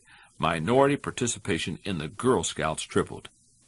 In 1990, Frances left the Girl Scouts, having made it a first-class organization. She went on to become the founding president and CEO of the Peter F. Drucker Foundation for Nonprofit Management, and now serves as chairman of its Board of Governors. And in 1998, she was awarded the Presidential Medal of Freedom. As you explore the concept of bottom-line thinking, recognize that it can help you in many ways. Bottom-line thinking provides great clarity. What's the difference between bowling and work? In bowling, it takes only 3 seconds to know how you've done. That's one of the reasons people love sports so much. There's no waiting and no guessing about the outcome. Bottom-line thinking makes it possible for you to measure outcomes more quickly and easily. It gives you a benchmark to measure activity by. It can be used as a focused way of ensuring that all your little activities are purposeful and line up towards achieving a larger goal. Bottom-line thinking helps you assess every situation. When you know what your bottom line is, then it becomes much easier to know how you're doing in any given area. There's no better measurement tool than the bottom line. Bottom-line thinking helps you make the best decisions. Similarly, decisions also become much easier when you know your bottom line. When the Girl Scouts were struggling in the 1970s, outside organizations approached them to try to convince them to become women's rights activists or door-to-door canvassers. But under Frances, it was easy for the Girl Scouts to say no. They knew what their bottom line was, and they wanted to pursue it with focus and fervency. Bottom-line thinking generates high morale. When you know what the bottom line is and you go after it, you greatly increase your odds of winning. And nothing generates high morale like winning. Hitting the target is always exhilarating, and you can hit it only if you know what it is. Bottom-line thinking ensures your future. If you want to be successful tomorrow, then you need to think bottom line today. Look at any successful, lasting company, and you'll find leaders who know their bottom line, and they make their decisions, allocate their resources, hire their people, and structure their organizations to achieve it. Seeing the value of the bottom line isn't difficult. Most people would agree that bottom-line thinking has a high return. Learning how to be a bottom-line thinker can be more challenging. Utilize the following 5 steps to help you improve your ability to harness bottom-line thinking in your life. Number 1, identify the real bottom line. The process of bottom line thinking begins with knowing what you're really going after. It can be as lofty as the big picture vision, mission, or purpose of an organization, or it can be as focused as what you want to accomplish on a particular project. What's important is that you be as specific as possible. If your goal is for something as vague as success, you will have a painfully difficult time trying to harness bottom-line thinking to achieve it. The first step is to set aside your wants. What you really need to do is get to the results you're really looking for, the true essence of the goal. When it comes right down to it, what are you really trying to achieve? What must occur? What is acceptable? That is really the bottom line. Number 2, make the bottom line the point. Have you ever been in a conversation with someone, and although he's stating that his intentions are one thing, you know that he has another agenda? Sometimes that kind of situation can be the result of intentional deception. However, I believe it also occurs sometimes when the person is unaware of his own bottom line. The same kind of thing happens in companies. For example, sometimes an idealistically stated mission and the real bottom line aren't one and the same. Purpose and profits compete with each other. Number 3, create a strategic plan to achieve the bottom line. One of the greatest values of bottom line thinking is that it achieves results. Therefore, it naturally follows that any plans that flow out of that kind of thinking must tie directly back to the bottom line. Once it is determined what that is, a strategy must be created to achieve it. In organizations, that often means identifying the core elements or functions that must operate properly to achieve the bottom line. This is the leader's responsibility. The important thing is that when the bottom line of each activity is achieved, then the bottom line is achieved. If the sum of the smaller goals don't add up to achieve the real bottom line, then either your strategy is flawed or you've not identified your real bottom line. Number 4, align team members with the bottom line. Once you have your strategy in place, you need to make sure your people line up with your strategy. Ideally, not only should all the people on the team know the big goal, but they should also know what their individual role is in achieving it. Number 5, stick with one system and monitor results continually. When I was talking to Dave Sutherland about bottom-line thinking, he told me that one of the ways organizations get into trouble is they try to mix systems. He believes that many different kinds of systems can be successful, but mixing different systems or continually changing from one to another leads to failure. When it comes right down to it, no matter what your bottom line is, you can improve it with good thinking. And bottom-line thinking has a great return because it helps you to turn your ideas into results. Like no other kind of mental processing, it can help you to reap the full potential of your thinking and achieve whatever you desire to do. Here's a thinking question for you. Am I staying focused on the bottom line so that I can gain the maximum return and reap the full potential of my thinking? Putting bottom-line thinking into action. How much have you thought about your own bottom line? Do you know why you're doing what you're doing in your career? Have you figured out what you're trying to accomplish in your family life? If someone asked, would you be able to tell him for what purpose you've been put on this earth? Your life can be more fulfilling and your thinking can be more fruitful if you know your purpose. Give some thought to each of the following 6 areas to determine what your bottom line is for each. Career, marriage, parenting, recreation, service or ministry, and life purpose. Don't feel bad if you don't have perfect clarity on all of these issues. It takes most people years to figure it all out. This exercise is merely a starting point. Choose a major goal in your life or career that you strongly desire to achieve. Take time to write that goal down. Then, set aside a block of time this week to determine what the bottom line is for this goal. Remember to make sure that the bottom line is the point, not a substitute for another unstated goal or just a step toward it. Once you've figured out what the bottom line is, write it down also. Your next step is to develop a strategy for accomplishing the bottom line. What are the core elements required to achieve it? What are the major objectives? Break it down to the most fundamental parts. Now determine what kind of help will be required to achieve the goal. Can you do it alone? Will it require the aid of friends or colleagues? Will you need to start your own organization to do it? Is there an organization that already exists that you can join to accomplish it? Your next step will be to align the people with the strategy for achieving the bottom line. Then you will be ready to move forward. I hope you've enjoyed our journey together through the kinds of thinking that make people successful. And I hope you have learned more about yourself and how you think. Your thinking, more than anything else, shapes the way you live. It's really true that if you change your thinking, you can change your life. This has been a Time Warner Audiobooks production of Thinking for a Change. 11 Ways Highly Successful People Approach Life and Work. Written and read by John C. Maxwell. Executive producer, Maya Thomas. Produced and directed by Louis Milgram. Text abridged by Jessica Kay. Production supervised by Dennis Kao. Thinking for a Change is also available in hardcover from Warner Books. To listen to samples, read more about the authors, learn about digital audio, and buy digital audio books, please visit Time Warner Audiobooks websites at www.twbookmark.com and www.mytimewarneraudio.com.